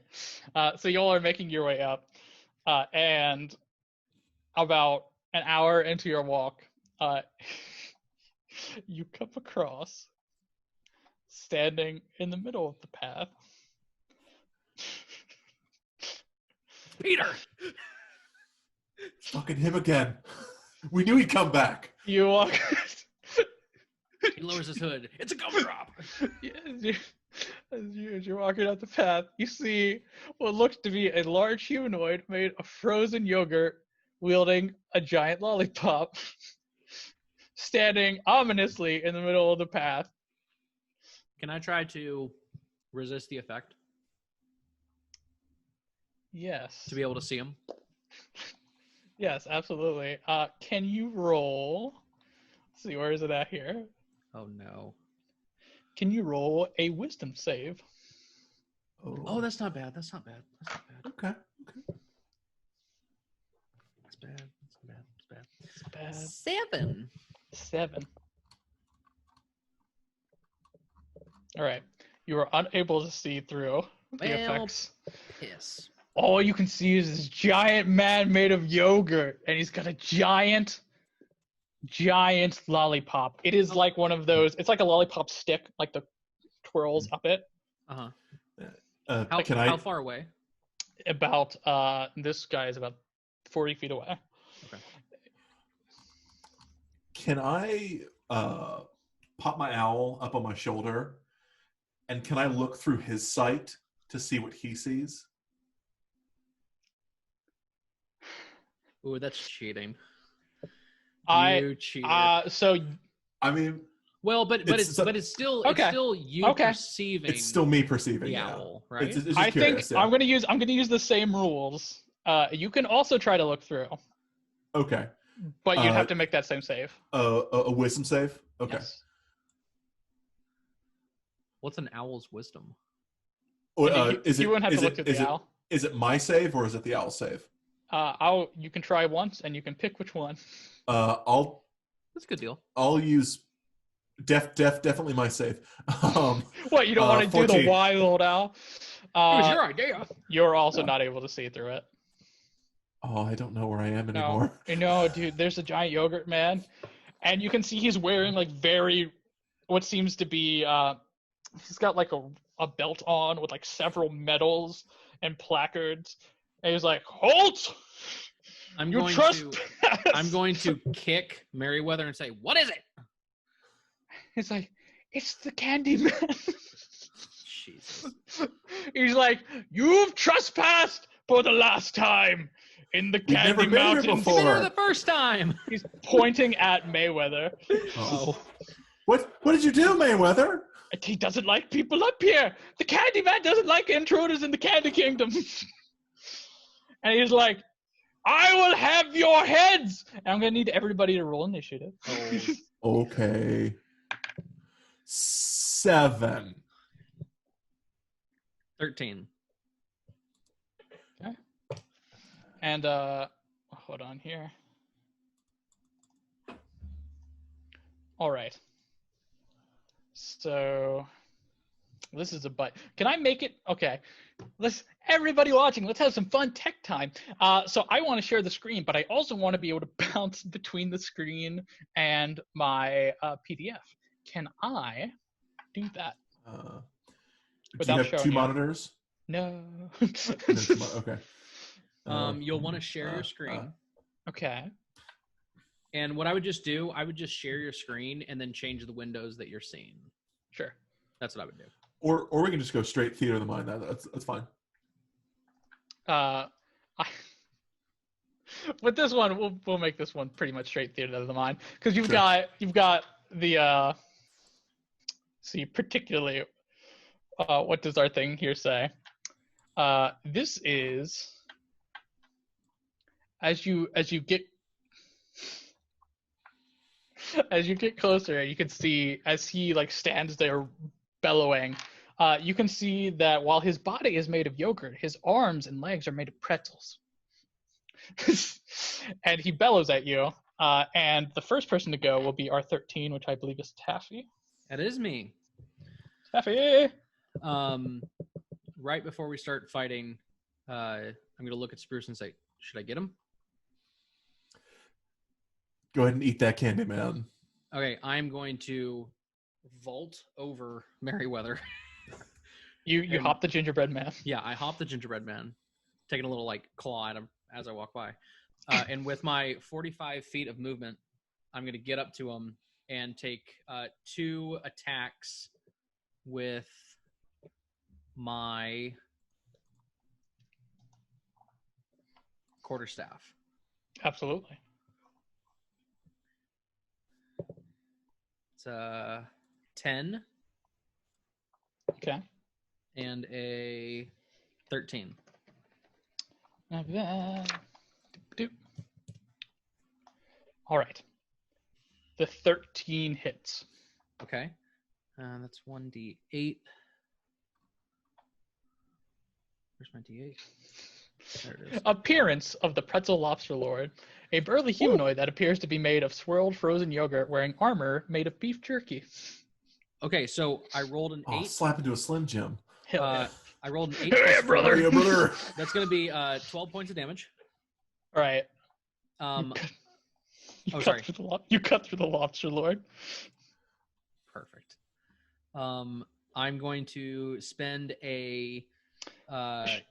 sorry, what? No, you're okay. Keep going. I'm going to spend a key point Okay. and do Stunning Strike. Oh. Oh. So his yogurt ripples. So you can make a con saving throw, DC 13. Sure. He makes it. Damn. Okay, so that's one key. I'm also going to spend another key point. Okay. And do Flurry of Blows. How much damage did the first hit do? 12. 12. Okay. So I get 2 more attacks.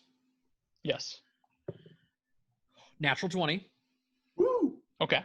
Get 'em. And 21. Okay. So yeah, those are gonna hit. So I get.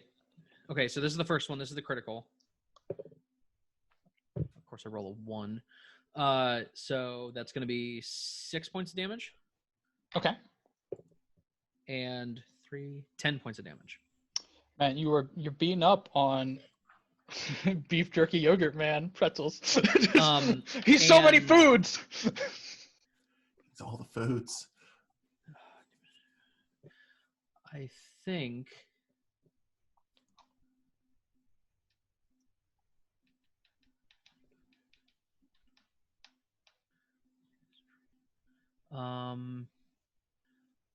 What I'd like to do, this is a special ability. Okay. I'd like to use feline agility, Mm-hmm. and I'd like to try to back up 15 feet. Or I'd like to back up. So it would provoke an opportunity attack. Oh, okay.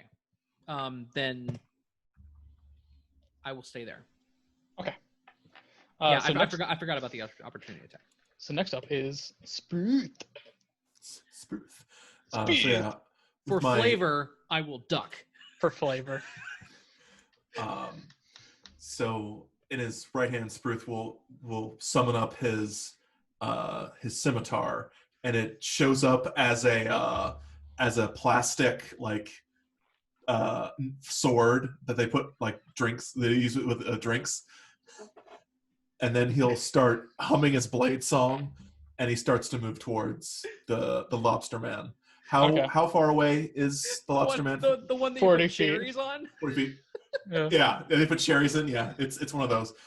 So I have 40 feet of movement, so I will be right up in his grill then. Okay. Because blade song adds 10 feet per movement. It does, yes. Okay. I So should you're mark up in that his I'm blazing. You're up in his grill. With Taffy, hopefully in a flanking position. Yeah, if it was an option to be able to get onto the opposite side of him, I would have gotten onto the opposite side of him, so that I wasn't in the way of his attack. You could. Does that make sense? To do that, you'd have to use your feline agility for the extra movement to circle him before you went into strike. Yeah. Okay. I can do that. Okay. Cool. Yeah. And that's the reason why I said for flavor duck, because I didn't want to be in the area that he would have done a spell or anything. Okay. And that is my turn. Okay, so you blade songed and then you ran up on him? Blade song, summon up my sword, and get up in his grill. All right. So at this point, it is now Yogurt Man's turn, Candy Man's turn. He's like, behold the power of the Candy Man! Rise, my pets! And so the first thing is Candy Man is going to rage. Oh, shit. Oh, okay. I should have done Stunning Strike again. So you can see the outside of his yogurt hardens with... I don't know if I like that. Yeah, gross, right? I'm going to say you start to see the wrappings of, I don't know, Dasani yogurt come around his outside. Not sponsored. Not sponsored. It could be. Could be. If I don't even, is that a yogurt brand? Sure. Yeah. Danimals. Oh my God, it's Danimals. And then springing from the ground are two giant ant-like creatures made of soft, salted pretzels. And they kind of look like ants, kind of like lobsters. And you can hear them like start chittering. One of them is going to be behind you all, or no. behind Spruth, and one of them is going to be back with the gingerbread man, which you hear like a yelp. So, Spruth, what is your Yes? AC? It is 19 currently. Whoa. Okay. How do I have a So- lower AC than you? One miss. Let me He's gonna reach at you with his broken pretzel claws. Frozen Pretzel Claws. The broken pretzel claws. Does one of them One of them hits. what is the number, if I might ask? Sure. The number that it hits with is 23. 23 sounds an awful lot like I should shield, so I will Okay. shield. Nice. I'll pop up one of my shields. Okay. So you shield. Yeah. And you pop up your shield. And so you block Ooh.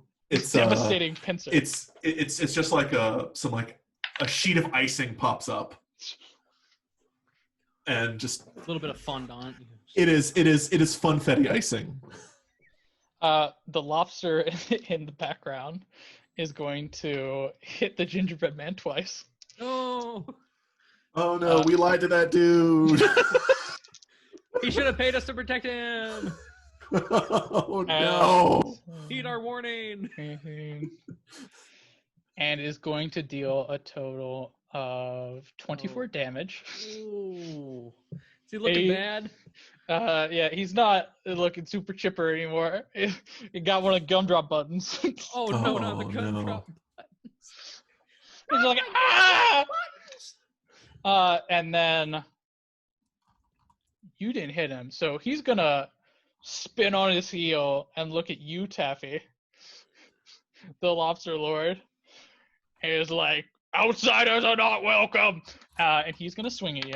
Oh dear. And what is your AC? 16. Okay, so the first one's gonna hit. Okay. The second one's gonna miss. Okay. Second one's gonna miss. So it's gonna hit you once. Okay. For 17 damage. Okay. And now you've just got a very angry pretzel man. Or pretzel. He's technically listed as the pretzel lobster lord. So this man, this yogurt man with beef jerky on him, also having arms and legs of pretzels, is the lord of the two pretzel creatures. I brought it all together. Question. Yes.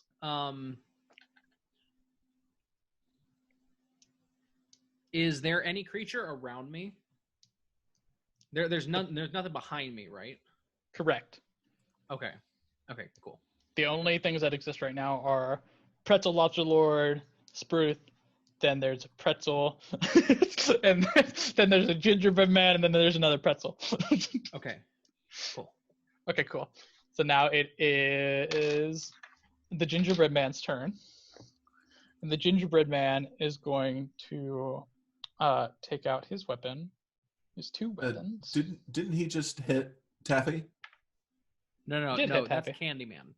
Gingerbread oh. Man is our Candyman. Gingerbread Man. Yeah. Yeah, Sorry. So Too many men made of too many men made of candy. affection. Okay. Let's continue. So you're gonna see Back Beast, and the gingerbread man's gonna turn on his heel and take out his dual short swords nice. and start slashing at. Wow, and he's gonna miss both times. Engage in a fight. So now it is. We're gonna go back to the top of Taffy. It's gingerbread man's just damn it. We fucked up. Do we get the sense that the Should have got creatures paid ahead of time. are an extension of him or have been summoned by him? They came out of the ground as though they were burrowed in there, and then judging by the fact that they are ant-like, you were assuming that they were just underground as you walked up. Okay, so So they're not he being seems He seems to be commanding them. Okay, Like he commanded them to come up. gotcha. Okay, And I should let you know he is the Pretzel Lobster Lord. So. gotcha. I It is will. Esquire. Esquire. I will He studies law. quarterstaff whack whack. Okay. You whack whack in the smack smack. Natural 20. Dope. That's amazing. Do you want to see it? No, you're good. Okay. So that's 1. And 22. That will hit. Okay. So first one is a critical. And the quarterstaff is a D8. That's going to be 10 points of damage for the first one. Stunning strike. Okay. So he is going to reduce the damage by half because he's raging. Yep. As a heads up. So I'm going to stunning strike this one. Okay. So he'll need to make a con save. Yes. The number to beat is 13. 13. He fails. Yes. So that means he is now stunned. And if a creature is stunned, you get advantage on the attack. Okay. Right? Yeah. Okay. So second attack. Oh, wait, hold on. Did I do that the opposite way I should have? So I got the critical. Oh, wait, hold on. That first one was a critical. Correct. So it was a 6 plus 4, so it's a 12 plus 4. So that's actually 16 points of damage. Gotcha. So Okay. 8 points for him. And then because I rolled both attacks, I won't have advantage on the second one because Okay. I messed up. But it still hits. And then 6 points of damage. Nope.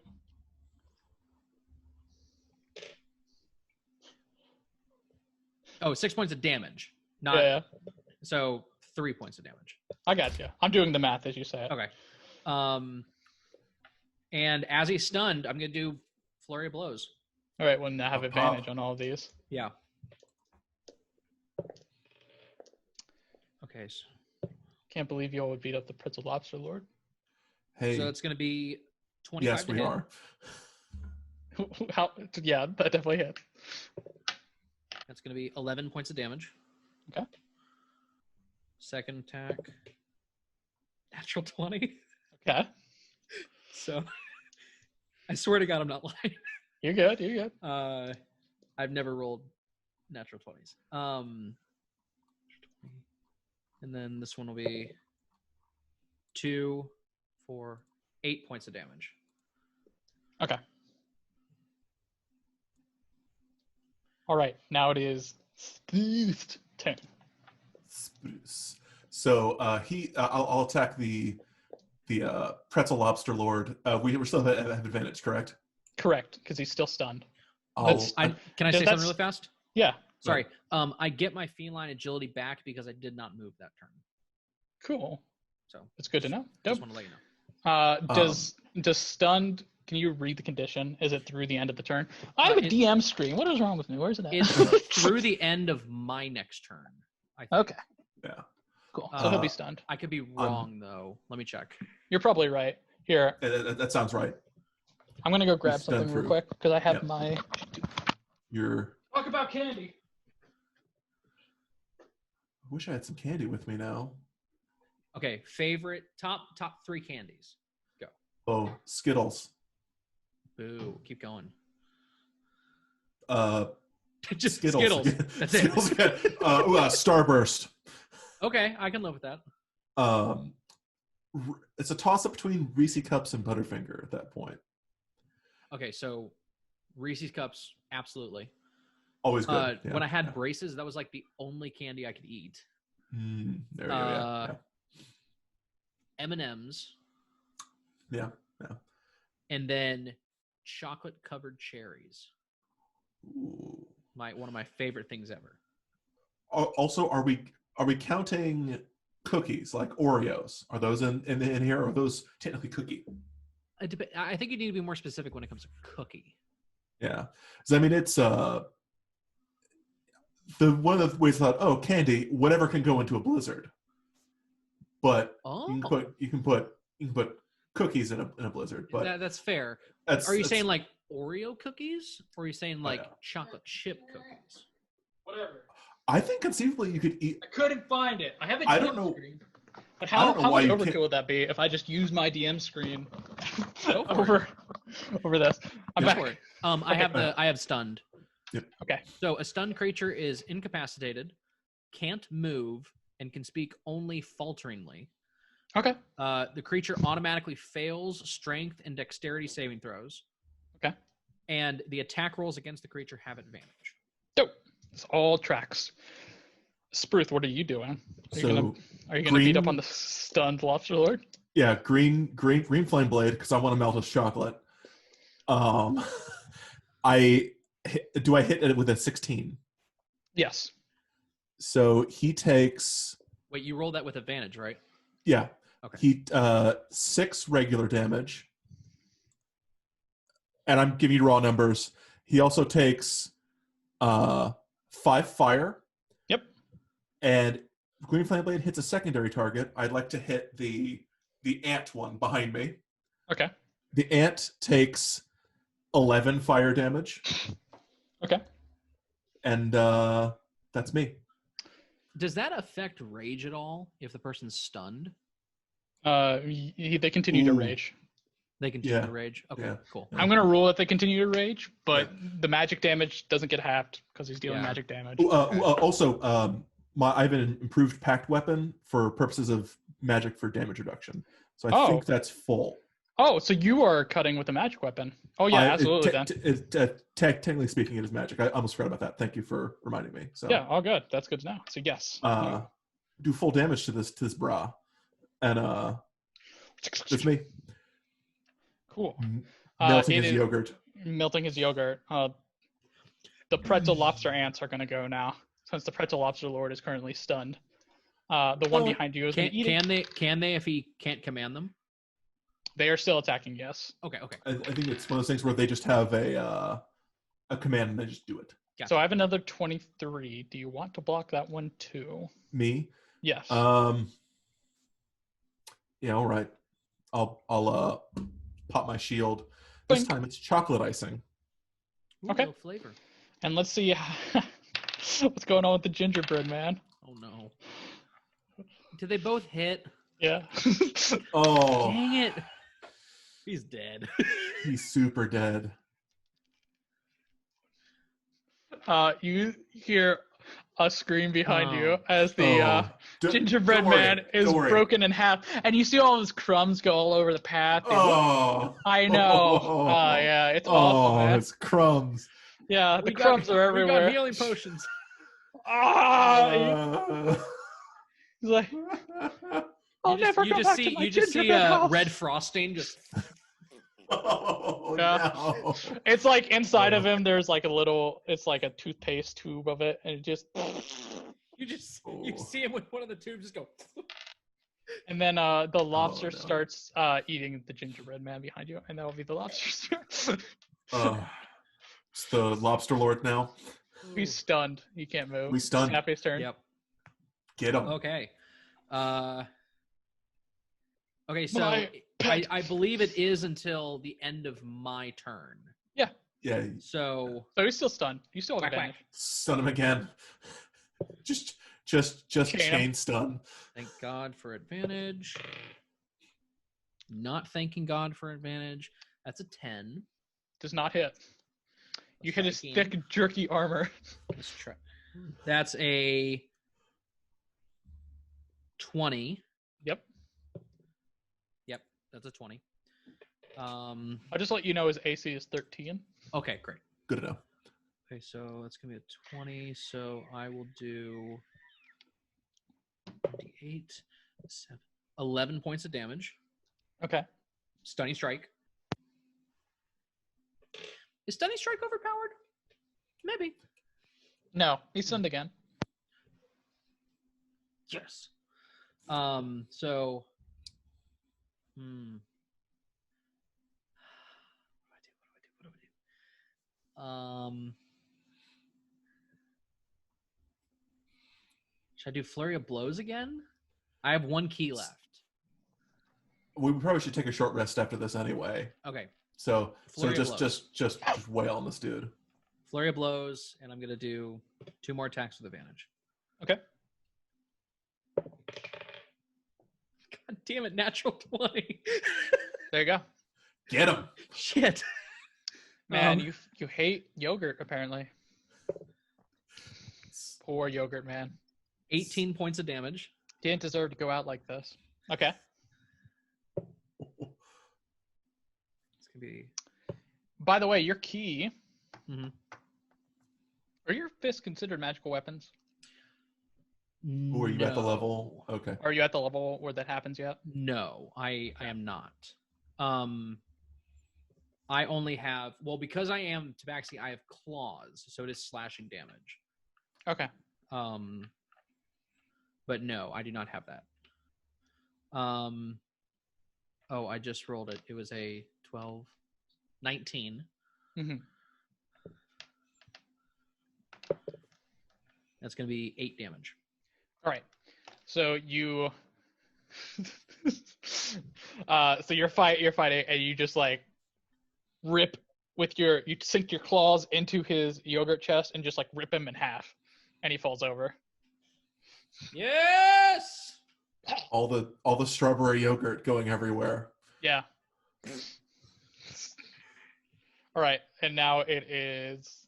Would you like to move at all, since you are no longer in the zone of the yogurt lord who's dead? I'm going to.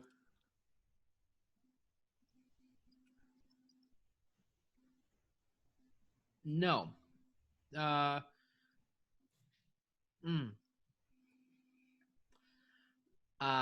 Probably should help the. I'm gonna run. Maybe you can help the gingerbread man. Yeah. I'm gonna run. I'm gonna run past. I'm gonna basically do like a double somersault over Spruce and the ant, and run up behind the other ant that's attacking the gingerbread man. Can you roll an acrobatics check to Hell clear yeah. Spruce and the ant? And if you mess up, Natural 20. There you go. So you just like, whoop, and now you're on the other side of it, and you're over at the other I'm one. not joking. Where is it? It's right there. For a second, I thought you were showing me the D4. I'm like, wait a second. wait a goddamn second. All right, so yes, you roll over, and now you're up behind I've it. never rolled this many natural 20s. I'm proud of you. So now it is Spruce's turn. I will regular attack this ant. Okay. 13, does that hit? No. Does not. I will attack it again. You bounce off of his. Hit 12. No. Wait, it's if it matches the AC goes through, right? Yeah, if you match it, it has higher AC. Yeah. Okay, just want to make sure. So its AC that's is 14. Of course it would be. I was thinking the other person. Sorry. Yeah, because dude, pretzel is better than beef jerky. You guys, duh. Duh. Yeah. So that is me. Is what's his name dead? Oh yeah. Is he? Oh, super dead. Okay. Yeah. The gingerbread man has passed. Super dead. That is me. The cookies have crumbled. The cookies have crumbled. The crumbs no. are everywhere, and the pretzel ant thing is eating it. One of them's one's attacking Taffy, one's attacking Spruce. The one on Taffy is gonna miss both times. The one on Spruce is gonna miss both times. So we're gonna go to Taffy. Taffy once more. Whack. Whacking it. You're whacking it, jacking, you're smacking. That's a natural 1. Nice. It had to happen at some point. 22. That will hit. And it's going to be 10 points of damage.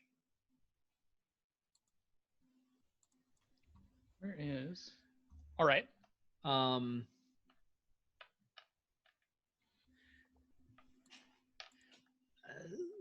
How far away am I from the...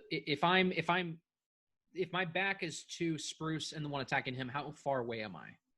5 feet from the other pretzel thing, and then... So I'm 5 feet away. Yes. Okay. Oh, dang it. I should have said it went. Okay. Next time they attack, I will use my thing. Okay. Spruce! I will try to attack it again with my All right. scimitar. I roll a 26. That will hit. Yeah. That'll definitely hit. 7 damage. Okay. Is it alive? Yes. Attack it again. Okay. 18. Yes. 10 damage. It's Is it dead now. alive? It's dead now. Yeah. You I chop love off the idea every time you say damage. Is it alive? Is it alive? You like reach down and you cut off one of its pretzel limbs, which like curls and then Yeah. creates a perfect soft pretzel. Yeah. Like, that's how we like to do it.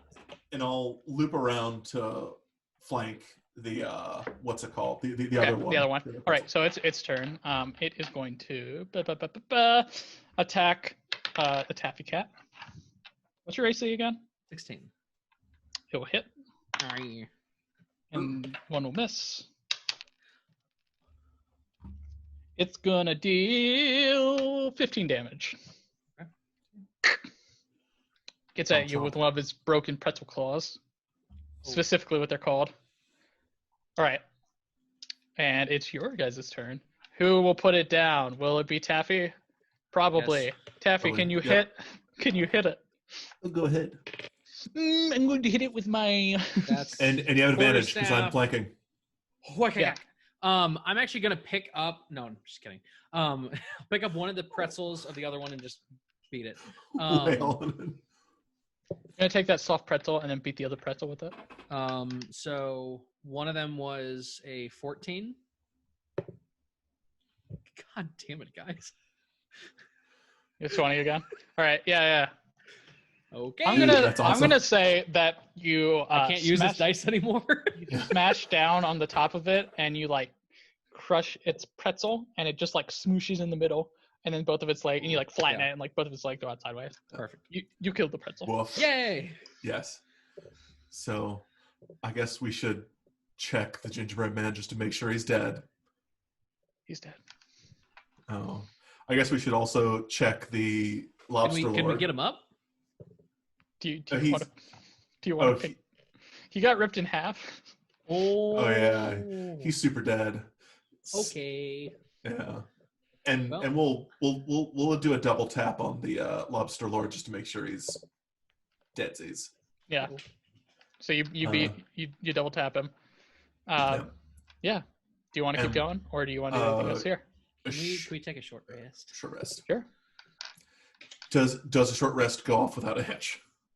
It will go for an hour and yes. Okay, cool. So currently. So good news. I used warlock spell slots for those shields, so they come back. And you get your key points back, right? And you get your key points, yeah. Is anybody spending any hit dice? No, I had my shields up, so I'm good. So You know who didn't have their shields up? I believe that Gingerbread man. what I can do is I will, for the short rest, I will regain all of my key, and I will spend one key to reset my maximum HP. Okay. Cool. So you spend key to do that instead of hit dice? It's a monk ability? Correct. Awesome. Okay, so you do that, and you're back. Dark, ominous candy clouds. Candy clouds overhead. And we'll make our way on up. Right, so 2 more hours. Yeah. I'd Travel also up. like to grab any of the candy that was on the bodies and as I walk. No. Which T- person? The ant. The ant? Okay, yeah. One of the soft pretzels. Taffy, you don't know where that's been. It's No, okay, fine. taffy. It's delicious. It's really good. Tastes like a salted pretzel. It's really good. Bruce has a feeling this is going to be a terrible I have an revelation. intelligence of 8. Oh, that's why we work well together. Bruce is the smart one. Is okay, fine. Let's All right, go. so you all make your way up you guys make your way up the rocky road. The trail from Frampt empties into a small basin from which you can see that the mountainside is made of peanut brittle, and about you can see at this point you just empty into the basin, and you can see looming and above you is the mountain itself. Do we see the cave entrance? Do you want to roll a perception check? Perception check. Can I do that as well? Yes. Wait, is your perception better than mine? Probably just give you advantage. I have a +5. Easier? Yes, I should give you advantage. Okay, so you're gonna help. like lift me up. Yeah, we'll. Because I've been chewing on it. Spruce has actually just been carrying me on his back the entire time. Yeah. Sounds good. Yeah. Okay, so I had an 11 and a 2, so that's going to be 16. Okay. Thank you for the advantage. So you can see as you're like looking up, you can see like there's been trails and tracks that lead up the side of the mountain, and you can see that to your side is some large cookies that have been cunningly concealing the true pathway that most people travel up. You will have to make a climb up here. So Can we're I ask gonna you a have question some real fast. Yes. 2 questions. One, healing potions, are they an action or a bonus action? They're a bonus action for me. Okay. Sure. And 2. Oh, so my rule with potions is bonus action to use on yourself, action to use on somebody else. Okay, great. Sure. And also, can we try to shake off the effects of the potion once a day, or is it just anytime we announce it? You can use it anytime that you want to. For each beat, I'm gonna let you do it once because I don't want us to just sit here and then spam the skill check. So if you want to try again, you can absolutely try again. You want to try? Yeah, let's give a shot. It's All right, a wisdom. It's a wisdom save. To resist the effects of the magical potion. 19. 19 will do it. Oh, is this is not a charm effect, right? No. Okay. Yeah, a 19. 3. So Taffy doesn't do it. Spruce, you do it. So you pop out of it for a second, and you can I'm gonna need you to make a Constitution save. Oh, I thought you were gonna say constipation save because that's what his face looks like. Spruce needs to make a Constitution. Natural 1. Oh no! Oh no! So immediately you pop out, and the first thing you retch because there's this horrifying, nauseating smell that's coming from the mountainside. Don't do it! Oh. Don't resist it! Yeah. Don't resist it. I'm on Spruce's back, and I just go, "Do you not like these?"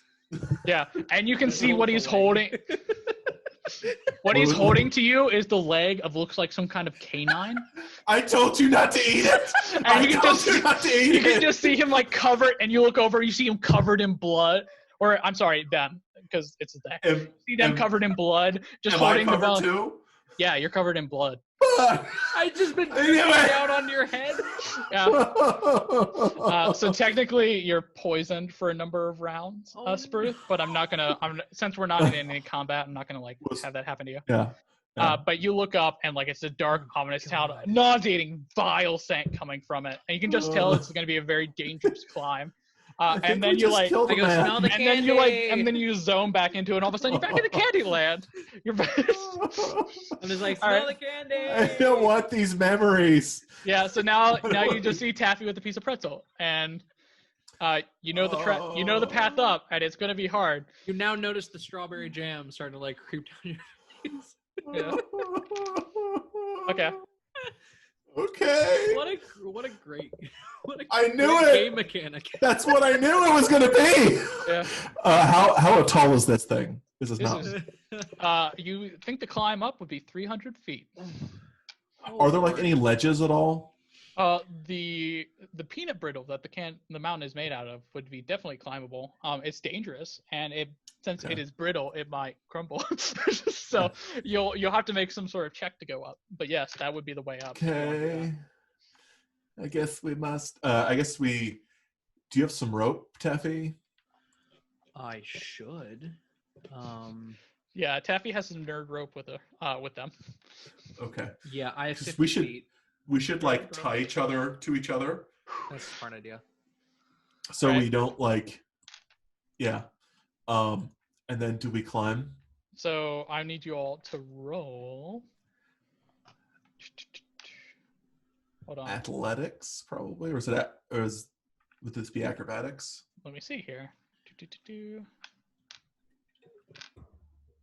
Oh, you know what? Something happened because you broke out of your poison is. You see a side path that is actually a shorter way up or a more safe way up because you broke out of your candy days. So yes, it'll be an athletics check, and there'll be both of you roll an athletics check. Yep. Between vomits, I say we should go that way.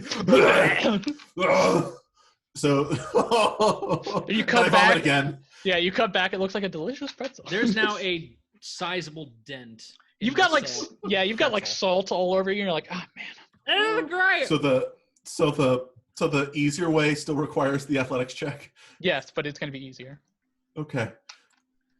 Not in acrobatics. Oh, thank God! I saw a 2 roll. It's a 17. Cool. I have Taffy, -1 strength. Taffy, please. 1. Okay. Taffy, I need you to I'm also on the back of Spruce. Sure, we'll just say that because I want to keep going. You totally pull up. And you slip a little bit. It was so dangerous. All right, so you are now at the mouth of what appears to be a giant cornucopia filled with massive desserts, including bonbons, macaroons, truffles, marshmallows, and chocolate-dipped fruits. Each is about the size of a carriage. The cornucopia rests on the mountainside with roughly a 60-foot diameter plateau in front of it. You're the bad guys. So we're outside the cornucopia. Gumdrops exist. Is this a time where I can do this again? Do you want to try to break out of it again? Yeah, you both can try to break out of it. This is new stuff. Nope. I'm not breaking out of it. All right, Taffy, go ahead and roll for me. Don't do it. Don't do it. 10. You do not break out. Okay, I guess that's a good thing.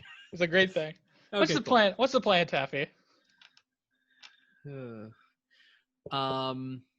I would say. So there's a bunch of desserts. They're huge. Yep. Do I see anything that may look like a red vine or something that may resemble an arm or resemble a body? Anything looks like candy. A person in this general area? What are you talking about? It's all candy. Just candy and desserts. That may resemble what we saw earlier with a person. Unfortunately, you are not in the right mind to discern. I mean, if Spruce would like to try to break out. No. Can I make a perception check? Are you just looking for? I'm just looking for anything that might roll tip me perception off. check. Roll a perception check. 15. All right. So the thing that you notice is these giant desserts seem to be like wobbling. Oh. And maybe slightly shuffling on their own. It looks like that you're gonna have to make your way through them. Okay. How big is this area? The cornucopia rests on the mountainside with a roughly 60-foot diameter plateau in front of it. Okay. And this is indeed the entrance to the mountain. Yeah, this is the cornucopia entrance into the mountain. I'll pop armor Vagathis on. I'll just pour some water on myself and it'll freeze up. Okay. It looks like an icy. That's awesome. Is it red or blue? Blue, of course. It's blue, of course. Blue, the one true icy flavor. No, I like red better. I Can I? I mean, fight. Yeah. So, Taffy, what are you thinking? Okay, here's what I'm thinking. I'm thinking I'm gonna get off of Spruce's back, and I'm gonna say, "Hop on." I'm gonna get him on my back, and I'm going to use the feline agility to double my speed to 90. And try to make my way as far across as possible. Okay. I need you. So yes, we'll do this. Make a dexterity.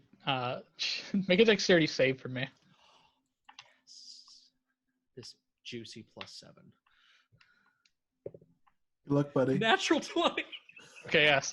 So you're running through, and you're like, as you get close to them, these giant desserts like start to shuffle a little bit and like try to reach out and grab at you. Like you can see like the edge of what looks to be like a Jello mold, like kind of extrude out, and it grabs the pretzel that you've been eating on and sucks it into itself, and then you just see it like explode inside of it.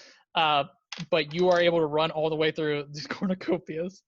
Do I have any possible knowledge of what this might be? They're giant desserts. How far of a distance is it between us and them and the other side? I mean, just the way that they're shuffling, and you're like ducking and weaving between them. But you've got, like, yeah, how long? Like, is it like 30 feet, 60 feet? So you're running past them into the mouth of this cornucopia, and it's about 60. It's about 60 feet, or no, it's actually slightly longer. The entrance is 60 feet. But then you run an additional, probably about 100 feet through it, like into the mountain. Oh, it means I can't Misty step through it. Yeah. Damn. So you all make. Did we get 90 or did we only get 45? You're fine. You made your way through. Okay. So now you're at a new one. You're at the Caramel Caverns. Okay. Oh, wait, did you do that with the meat on your back? Yeah, that's what he did. Oh, good. So Thank you. Bless you, sir. Bless you. Thank you. Thank you. All right. So you all enter the entrance. As we stop, I'm gonna throw Spruce off and go, give me a second. Give me a second. And I'm gonna. That leg's a dog's leg. I'm gonna. Quit eating the dog's leg. It's gone, by the way. Why'd you eat the dog's leg? I'm gonna wait for. It tasted like pretzel. I'm gonna wait for 6 to 10 seconds so that I can regain my ability. Sure. So you're at the entrance, what seems to be like some caverns made out of caramel, like fossilized caramel. Fossilized? Excellent. So it is this still an enclosed? Oh, it is actually. Do you have dark vision? I do. I do. Okay, cool. So it's pitch black in here. It's pitch black. Can we still see with our dark vision, or? Yeah, you see out to 60 feet. 30 feet, Okay. You see full light. Full light meaning full light without color, and then you see 30 additional feet without, with dim light. So you can just see that the ground seems to be made of caramel. And it's hardened, you said? Oh yeah. Okay. You kind of like feel down. Some of it's hard, and then some of it's kind of like gooey. And kind of like, yeah. So I'll cast the light cantrip just to get us some light here to see what's going on. Sure. So yeah, you pop up some additional Pop through light. my staff, my candy cane staff. And what do we see? You pop open your staff. How far does light go? And where pardon, are you one casting moment. light at? Is it on your staff? It's like the head, almost as if Gandalf would. In the head of staff. So you look around. 20 feet. 20 feet of bright light, 20 feet of dim light. So about 40 feet. The ground is definitely made of caramel. You can definitely see that some of it is kind of like really going along. As we all know, caramel is viscous. So it's like kind of like some of it's like pulling along. You see some like other melted, maybe some melted chocolate, some melted taffy. Can I like rip part of my clothing off and throw it near some of the stuff that is flowing? Yeah. To see what happens? Yeah. Throw it over. And I mean, it's pretty, just throw it over. Nothing seems to happen. It just lands in the. It just lands and doesn't do anything? Yep. I mean, if it sounds like you're curious. Maybe if somebody wanted to try to like see what was going on. If you wanted to. I don't want to see blood on my face. Spruce has already said it. Oh man, I want to be in blissful denial. Spruce, would you like to try to discern what's going on? You can keep going without it too. It's totally fine. Can I throw a dart instead and like throw it pretty hard to see if it sinks on the ground? To see if it sinks down in any of the caramel that's flowing. Yeah, so I'm trying to figure out if there's anything on the ground that will sink in. I'll try to resist it. Sure. Roll a Constitution or a Wisdom save. It's a 5. Good news. Okay, cool. So everything's Good fine. news, guys. Good news. It's just caramel. It's just caramel. You know what? You know what? Throw the Screw dart. it. Screw it. I will do it. Okay. Just. I'm assuming the monk has better will save than I do. 5. Cool. Good. Good news, we suck. So do we need to like? Hold on. Hop through. Okay. Nothing happened with the dart. You need to go in a little bit further. As you throw the dart in, there's a loud like pating, pating, pating, pating, and it echoes incredibly well in here. Okay. Also, just really like acoustics. Yeah, incredible acoustics in here. And as you do that, you see. What are these? Let's find out. These. Yeah. Oh. Underneath the caramel, there's a couple, like you hear like a scratching, and then a couple of things pop up. They are not friendly. They're not friendly, unfortunately. Friendly? I don't know how to describe these because they don't have a description. They're called candy critters, so I'm gonna say that they look like dots, and you see like little dots come scrambling up, and you see about 3 of them, and I need us to roll initiative. Oh no. Okay. 9. Okay. 11. Can you roll a d20 again? Tell me what you get. Me? No. Taffy. Me? Yep. 19. Okay. So Taffy, you're first. There's 3 dots that have tunneled out of the ground around you. Okay. I'm going to pull out a hand axe and start chopping at 2 of them. Okay. Oh wait, no, sorry. I'm going to use my quarterstaff again. Okay. Roll to hit. I'm gonna do 2 onto just one of them. 21. Hits. 16. So the first to hit shatters it. So you just like okay. You splot it, and now you have the second attack. 16. Yeah, splot the other one. Oh, so they're done. Yeah, so you splot, and then you hear like the echo of it reverberate. Okay. What did you kill? Because I used my quarterstaff, I'm not going to do flurry of blows. I'm just going to do 1 additional unarmed strike. Okay.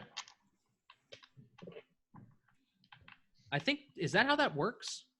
Yeah. I think so. Okay. So you get a main attack so your action is to attack, and if you have multi-strike, all those multi-strikes are that 1 attack action. Then you have a bonus action, which can be your unarmed strike, which is your Gotcha. strike. Okay. So there's the third one. This will be a D6 plus 4 instead of sure. D8. So roll to hit. 18. It hits. Does it just shatter? Yep. Sweet. So you're like whap, whap, and they all sploot. Did you just kill some bats? When I swiped at it with my claws, did I get a sense of what it was? It was a dot. Dang it. Shoot. It was delicious candy dot. Okay. You could taste it to see what flavor it was. Did I notice what color it was? That one was red. I will eat the red one. Okay, you begin to eat the red one. Yay. Okay. About this time, as the sound reverberates, coming from the walls, you see 2 extra ones that are kind of coming on either side of you, 2 more dots. And how far away are they? They're going to be within melee range. They're going to get up on you. Okay. Actually, they are going to... They go quite fast. So there's going to be 1 at each of you. And one of them's going to hit you, Spruce, with a 20. 20. I will pop up I just take it. I just take it. Actually, You just yeah. block it, Taffy, because it missed. Okay. What are you doing, Sprith? I'll let it take it because I got my armor up. Okay. I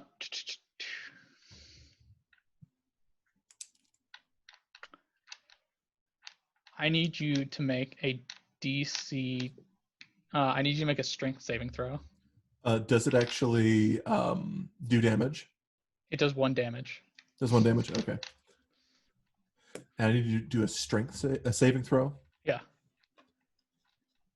6. Cool. So this dot, with its little gummy legs, is holding on to you, and you are slowed. I'm slowed. So to give an idea of what this is, Does it hurt? It's just slow. You take 1 damage. Okay. And you lose 5 feet of movement speed and -2 to dexterity ability checks and saving throws. And the other 5 feet? Yeah. And now it will be your turn, correct? I believe so. Yep. Is it still on me? Like, do I need to get it off of me? Yeah, it's essentially grappling you. I'll try to swipe at it. And I actually gotta. I'll summon the sword. Or did I have my sword out? So since it's grappling you, it's gonna have advantage, or you're gonna have disadvantage when attacking it. Yeah. Okay. All right. So I'll swipe at it with my sword. Sure. Disadvantage. 10. Does not hit. Not hit. I will go again. I will miss at a natural 1. Okay. So yes. And I'll say, "Get it off me, Taffy." Get it off me. It's your turn. There's one of these on your left, and then there's one on Spruth, who is like playing whack-a-dot. Yeah. Just grappling with dots.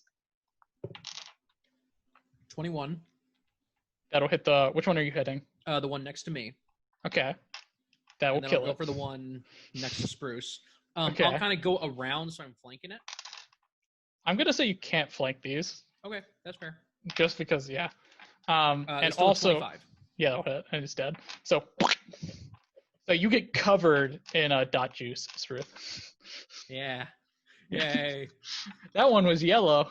What is it? It's a great flavor. The grape flavor. Okay. About this point, you start to hear more chittering in the distance. In the direction of that we need to go, or in the opposite direction? From where you entered. Spruce, hop on. I will hop on slowly. Okay. Do we know where we're going? You're not slowed anymore, by the way. You just know you're going inside. All right. I will hop on and yay.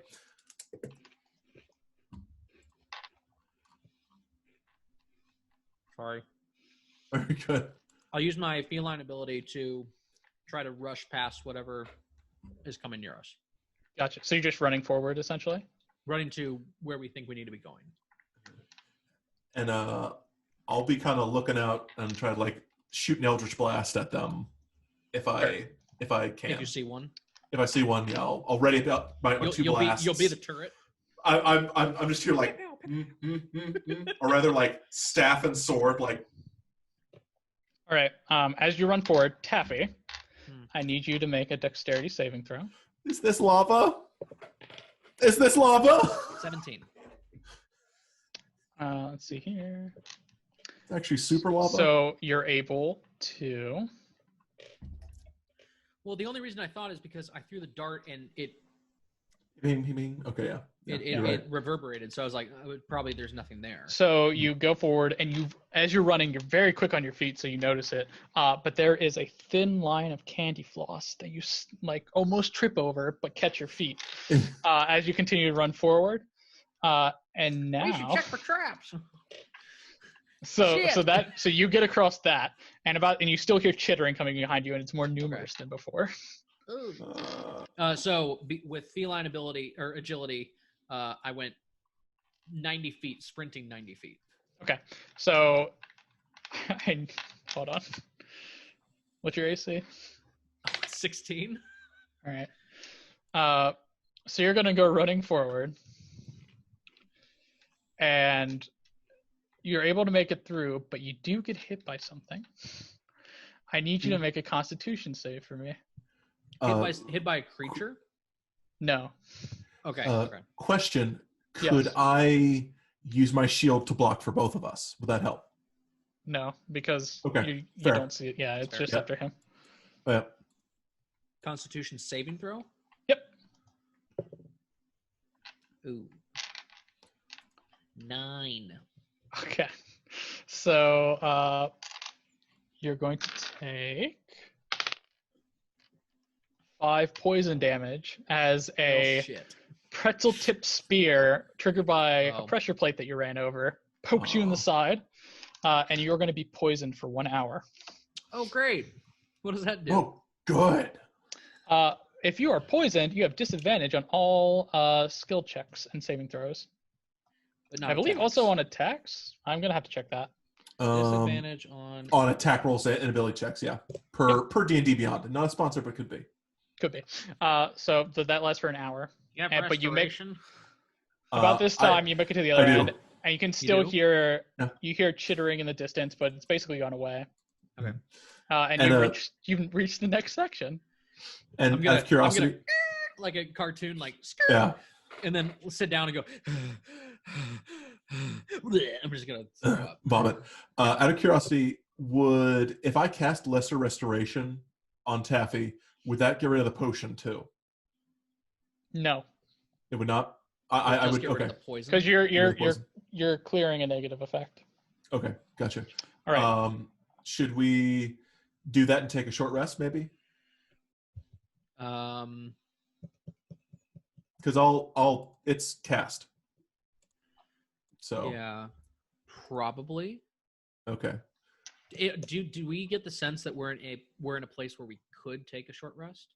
Yeah, is this a spot where it'd be? It's fairly. So I'll tell you what happens as you get to the other side of the Caramel Caverns. Sure. You enter what is known as the Sugary Sanctum. Oh no. The characters enter a massive room about 60 feet wide and 100 feet long, with donut columns, and at the other end, an altar of decorated cake. You see several what look to be lollipop soldiers and acolytes sparsely filling the room, involved with their own personal stuff. And so you all run in and you stop as you get inside, and there seems to be some sort of sugary sanctum. Do they see us? They haven't seen you yet. Can I do a stealth check to make sure they don't see us? Absolutely. At this point, Spruce, you're off of him. Yep. By the way. Can I get it? Should we both roll stealth then? Yes. Or can I just get an assist from Spruce? No, because you're both rolling individually. 16 for me. Okay. 24. They do not notice you. They seem to be chanting nursery rhymes. That's great. Let's sneak by them quickly. Hang around the rose. Does anyone want to try to look through the haze? Nope. Okay. Nope. We can keep going. So if we kind of go against the wall and just make sure that they can't see us, do we think that we have enough time to do a short rest? No, you're essentially gonna have to sit in this room. You scutch around, and you make your way to the opposite end, and you sneak into this long. So on the other side of the altar, as these lollipop soldiers just kind of doom doom doom doom walking along, they don't see you. You're passing. Yeah, you're passing from pillar to pillar in the darkness, in between the very faint torchlight that is being lit the lair. You make your way around them, and on the other side of the altar is a further passage that you make your way into, and you come to the next area.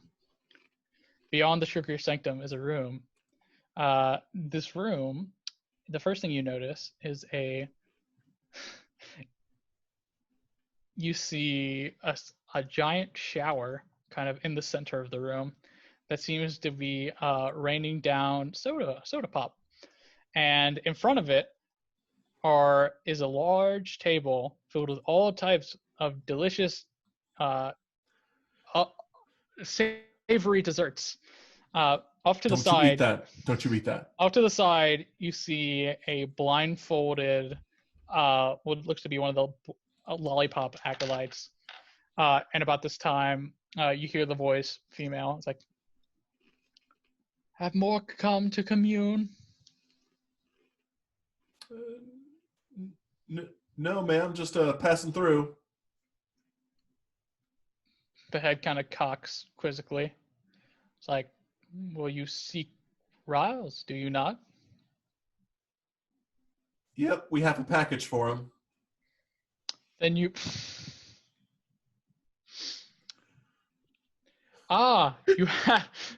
You have an offering. Special delivery. Special delivery for him. Yep. You have an offering. Yes. Something Yeah, like that. we were told to give it directly to him. Only to Of him. course. Boss, where should I put this down? Ryle is always looking for more offerings. If you would partake of the dinner and bathe yourself in the shower, and then you might go down. No. Oh. No. Okay, I'll risk it. Yeah, I'd like to do that too. I rolled a natural 1. I don't see it. Do you want to tap who you're rolling? Oh. What'd you roll? What is it? A wisdom? Yeah. 18. Okay. Here we go. All right, because you were make a constitution. It's because you were so curious. Yeah. So. Do I need to make a constitution check? Here in a second, but I'm going to tell you what you see. So this room contains a magically circulating shower of filth and a table of grotesque and rotten meats. I need you to make a constitution save. I noticed all the blood around my face. Yes. So Spruth, you don't know this. What is it? What do you see? Okay, 14. So you're saved. You're not poisoned. And then all of a sudden you cut back. It's like, I clutch Bruce's arm and say, I've seen things. I am too. Don't go near the shower, man. What was I eating? No, I told you it was a dog. It was a dog. I believe you. We say, ma'am, we gotta. Man, where do we put the package? She pauses again for a second. She's like, "You must know, if you enter the sanctum without doing the rites, you will be consumed." We're just delivering a package. Taffy, should we just go home? No, Do we ma'am, see where the voice is coming from? It's this woman. I mean, there's this lollipop acolyte, blindfolded. She seems to be blind. Like, So it's kneeling the in the water. acolyte that's the voice is what. Yes, the voice that's speaking to you. She just noticed you came in. Did Taffy see the woman? You all have seen this woman. Yeah. She's just kneeling next to a small chocolate shrine. When I looked at it, do I recognize her?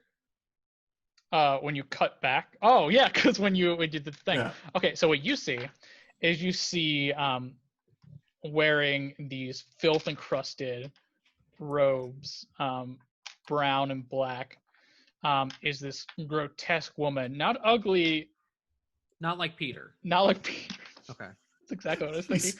He's possibly the ugliest man on the planet.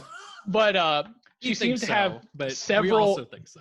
Several gashes and cuts, and she's missing fingers, and she has these grotesque pus-filled wounds all over her body.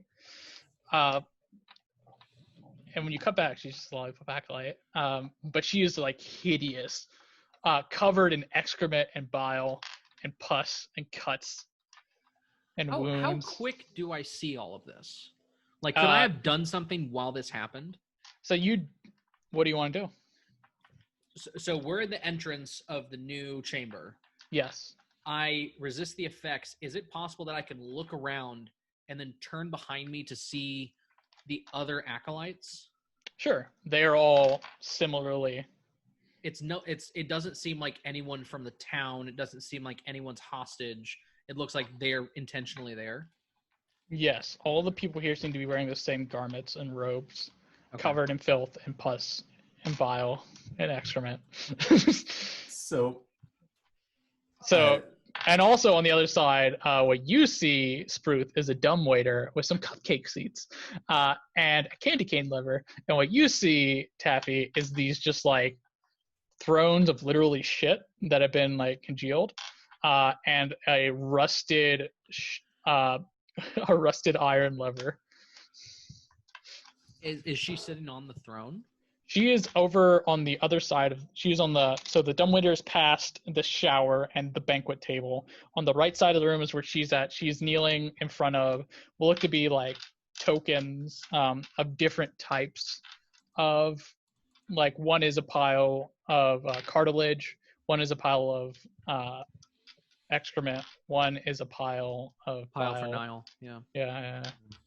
So Pretty that's vile. what you see. Yeah. I'll tell say to Taffy, I can make it taste not bad, and I can clean us when we're done with this. I think we should just do what they say. Can I sneakily go up to her to like kind of like circle around to see if she notices that we're there? Yeah, so she heard you all come in. If you want to roll a stealth check to get past her, yeah.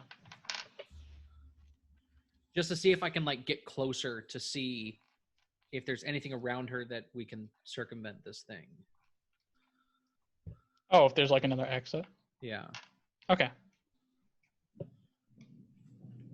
19. So you're able to like sneak around. She doesn't notice you. Like she Okay. heard you come in, but she doesn't see. Like she does not see. She is blind. And as you peek around, there only seems to be one way, which is there's thrones and a lever. I'll follow sneakily, hopefully. Time for me to roll natural 20. You're 23. You're fine. Are you? Well, he was just sneaking around to look nice. Yeah. So are you going to the thrones and the lever, or are you going I'm to? I'm following Taffy. Or are you going to partake in? Oh, I'm sneaking past to Taffy. Can I go over to the lever and see if I can figure out what it does? You are able to discern that this lever with these thrones is got its own moving platform, so it looks like this carries you down somewhere. And from what you've picked up what you've picked up in conversation is that this leads to Ryle. Okay, let's pull the lever and let's ignore the other stuff, and let's just pull the lever and go down. Okay. Yeah. So you pull the Are you lever. okay with that? Yeah. Let's not sit down. You're not gonna sit down. I've seen shit, man. Are you gonna go through? Okay, so you just ignore everything. You're gonna go over, pull the lever. Let's go down. All right, we're going down. Yep. Bottom floor, basement, please. Bottom floor. Bottom floor, sir. So as you get closer, you are just overwhelmed with the smell of chocolate. It's like violent. It's like even now, it's like it's too sweet. Like chocolate. Too sweet? Yeah, too sweet. It's like, oh man. Yeah, it's just like, oh my gosh. As it opens into a massive chocolate cavern, a huge being is sitting in the center, made of chocolate. Their body is rotund and bloated. The arms and legs are diminutive compared to the rest of them. You can feel that like nauseous sense coming from them. They are sitting on top of what looks to be a massive mound of half-eaten desserts and crushed candies. Oh yeah, my sword comes out. Can we say as we're going down, is there any place that we can hide like behind the chairs? It's like lowering you into an open room. Okay, like it's on its own platform going down. There's no place that we can hide where this person would not see us. Oh, this thing can't see you. Yeah. So, all right. So as you come down, I would like to ask, would anybody like to resist the effects of the hallucination to see what's going on? Yeah. Yeah, let's do it. Yeah. Natural 1 again. Ha! You're totally fine. Taffy, what about you? Okay, that's cocked. It accidentally rolled against another dice and it didn't actually get one. Wisdom? Yes. 13. All right. So you don't nothing happens. You're not able to break through it. Okay. Good. Okay. Yeah. So as you lower down, the dumbwaiter that you're on with the cupcake seats hits the bottom, and immediately the being in front of you like freezes in the middle of like eating the candied wrapper, pauses, and then screams, "They're not dirty enough!" And I need everybody to roll initiative. Oh shit! Clearly. 5. Oh, good lord! 6. Oh, good. I rolled a natural 2. So did I. Nailed it. We did it, guys. We're doing great. Behold, this enemy is named the Chocolate God. You ready to kill a god? You know what this chapter's called? Pile of shit. It's called Death by Chocolate. Choco-geddon. All right. So this huge chocolate being like waddles its way up, and this thing is huge. Like it's identified as huge, and it's gonna like shuffle over towards you, like bellowing and jiggling the whole way. How far away is he? It's gonna reach you because the dumbwaiter leads you right next to him. Nice. So it's going to attack. This is so silly. It's going to attempt to attack. It's going to attempt to attack. Taffy, can you give me a? Do you want odds or evens? I don't know. Just pick one. How about odds? Evens, which means it's going after Spruth. Hey, Spruth. Oh, okay. Okay. What's your AC? Currently 16. Right, so it's going to hit the first time with an 18. I'll shield. Okay. All right. Second attack comes down. Cool. Oh no.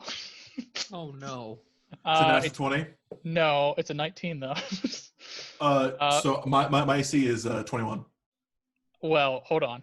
It's a natural 19 he rolled. Oh, okay. What'd he get? He got a 29. All right, this is how we die. Fair enough. Plus 10. So you got a 29. Death by chocolate, indeed. Do you have anything that can boost me? Like AC wise? Well, not AC, but like attack or anything. You don't have like enlarge. No. I'm not that kind of wizard. Oh no, I know. I got you. Just ask. How many dice did you just roll? How much? It's gonna deal. I do have invisibility and less restoration. It's gonna deal 25 damage, and so I take. He takes 10, I think, from my armor of Agathis popping. Okay. So it was 20, and he chills out. It was 25 minus 9. That's 14 or 16. 16. Okay. And I need you. Me? To no. Me. Yep. Yes. Con save, perhaps. We'll get to that. Okay. No. I don't like any of this. Oh. You are grappled as this giant chocolate form reaches over you. Oh no. So who got the 6? Is that you, Spluth? Yeah. Oh, I initiative roll. I was 5. Okay, so it is Taffy first. Taffy, I need you to make a con save. Okay. 15. You barely make it. It is sickening, this smell. It's too sweet. Yes. It is a huge rotund demon made of chocolate with a massive stomach and small legs and arms. Walks clumsily like an infant. Shit, so, baby!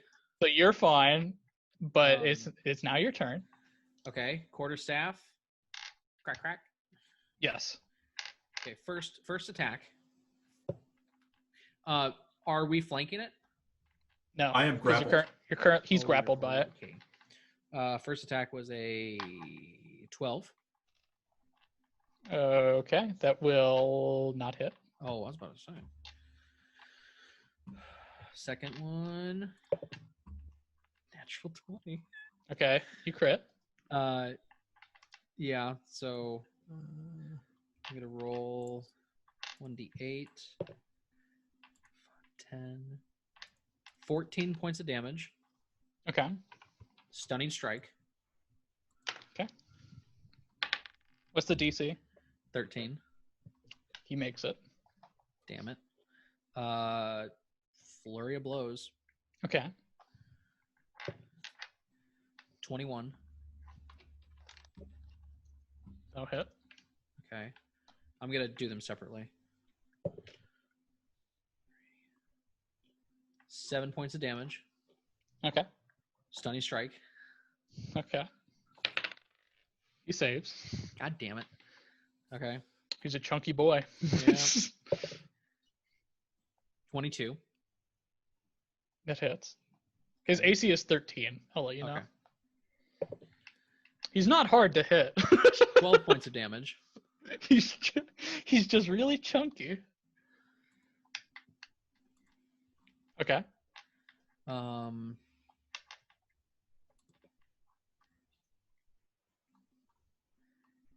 And yeah, I'm gonna try Stunning Strike one more time. All right. He saved. The nat 20. Oh, Dang it. Okay, well, I'm done. So it's Blue's turn. Oh, without leaving its melee, Yes. I'm going to run around to flank it. Okay, that's fine. So you are currently grappled by it, yep. and which I is fine. need you to make a Constitution saving throw. Is that the start of my turn? Yes. Okay. 20. A dirty 20. That totally works. So you are able to resist the smell. I need you to make Okay. another Constitution save. 9. You are not able. So his skin, his chocolatey form, is going to deal 9 damage to you. 9. Okay. It's acid damage, is what it is. Acid. Okay. And you're currently engulfed in his one of his big old chocolatey hands. Okay. So I will Blade Song, which will help me on con saves. Okay. And I'm just going to second level magic missile just right in his face. Okay. I will deal 16 points of force damage to him. Is that a melee attack? It's technically a ranged attack, but it just hits. It just hits. It's a magic missile. Yeah. Okay. So 4 darts just right in his face. Yeah. And I did my bonus action, so to you. Okay. So it is How much damage did it do? 16. 16 force damage, so. Yeah.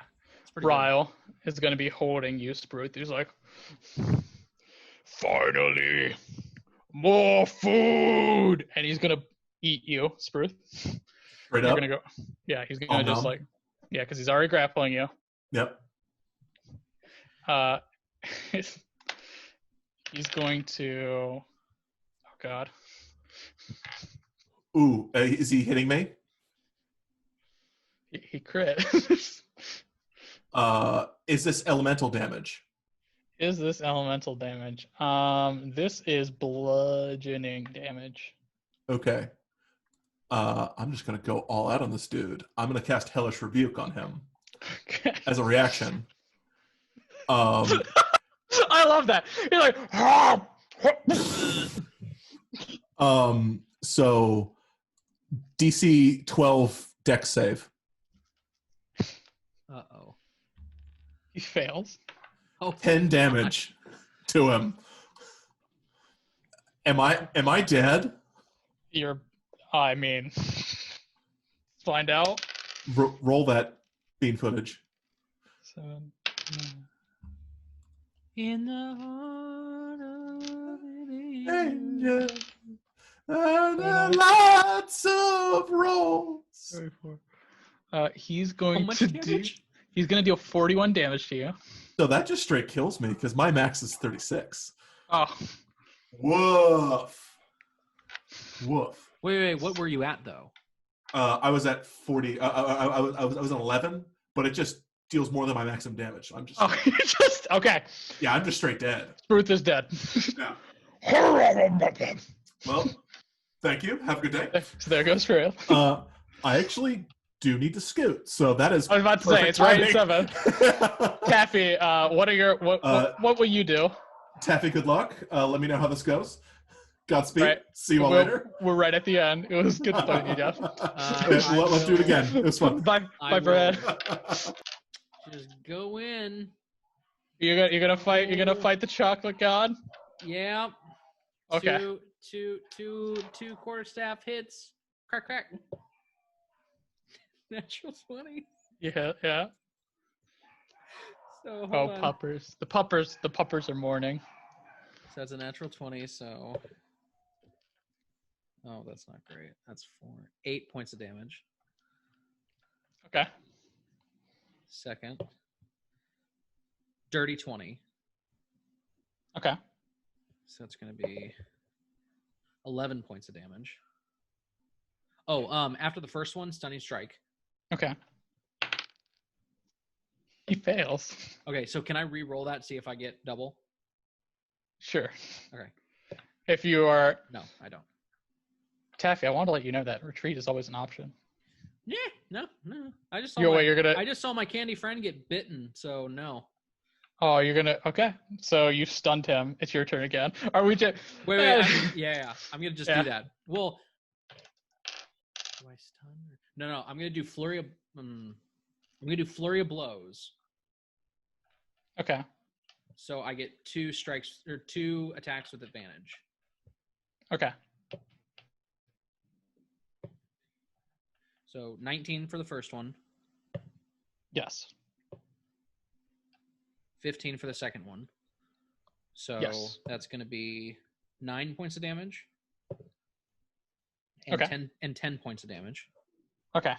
You hit his chocolatey rotund form. My turn is over. Okay. He is stunned. Back to my turn. About this time, you see the lift go back up. Just wanted to let you know that happened. Okay. Okay, it's your turn to you smack him again. Yep. With advantage. Okay. 14. That'll hit. Okay. And 19. That will also hit. So that's going to be 9 points of damage. Okay. 8 points of damage. Okay. Flurry of blows.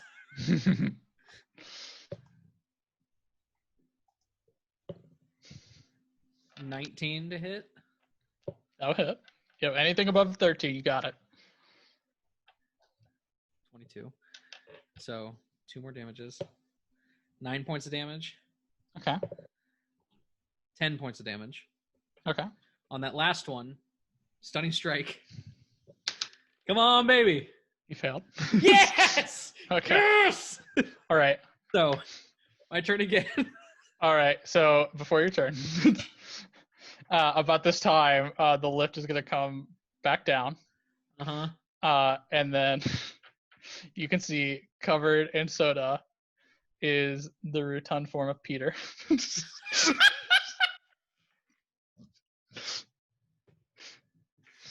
Does he have his hood off? His hood is off. What you can see no first mask? off, no mask. He's very ugly. He's very ugly. I go, but it's not. You can see that there's a giant centipede that has burrowed its way into his eye. Oh, that's why. Okay. And it is like bringing the body along, like, I have brought an offering. And they're like, what? Now it's your turn. As the dumbwaiter comes back down. Crack, crack. It's a centipede demon. Just letting you know. Natural 20. That'll hit. I'll do that one. Ah, yes. 14 points of damage. The thrilling combat of beating up a giant doughboy. Yeah. 14 points of damage. Stop hitting me. I just want to know what you taste like. 22 to hit. I'm so goddamn hungry. 12 points of damage. I want to feed. Stop Does he hitting look me. hurt? You're hitting his chocolate form. You didn't stunning strike at all during that, correct? No, because I'm out of key points. Okay, so it's his turn. And he's like, give me a second, disciple. And he's going to attempt to hit you.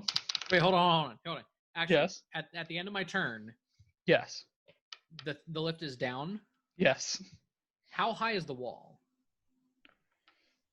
So we're kind of dropped into a giant amphitheater, right?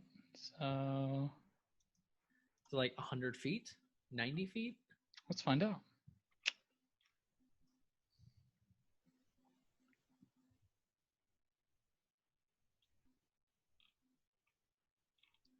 What is in this room? Man, how are you not going to have... Yeah, it's at least 100 feet down. Okay.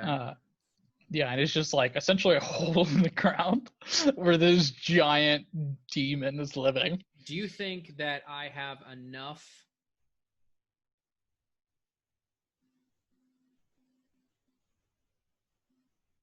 Do you think I can run up this demon and jump and catch on to the opening? Do you think I have, with my feline agility, do you think I have enough? No, Distance. it would be too high. The only way that seems to be able to get in and out of this area is that dumbwaiter, Okay. which is currently just hit the ground and has a very ugly Peter centipede thing about to be sacrificed to the chocolate god. Okay. I'll just stay where I am. Okay. Chocolate god is going to attack. It's going to hit. Of course it is. I need you to make a strength save for me. 14. You'll first take 32 points of damage. All right. And what was the strength save? 14. He is able to grab you. Dang it. He's very strong. And you hear him say, now you will go like your friend. He was delicious. And then that'll be his turn. At this point, we're going to have the centipede demon drop off the body of Peter in front of the god. And he's going to go back to the left. And now it'll be your turn. And I need you to make a constitution save for me. 16. So you make it. Okay. And now you're currently restrained in his giant gooey hand. Okay. Can I make with a bonus action, can I make a strength saving throw to try to get out? It would be a main action. Oh, it'd be main action? Okay. Yeah, but you can try to get out.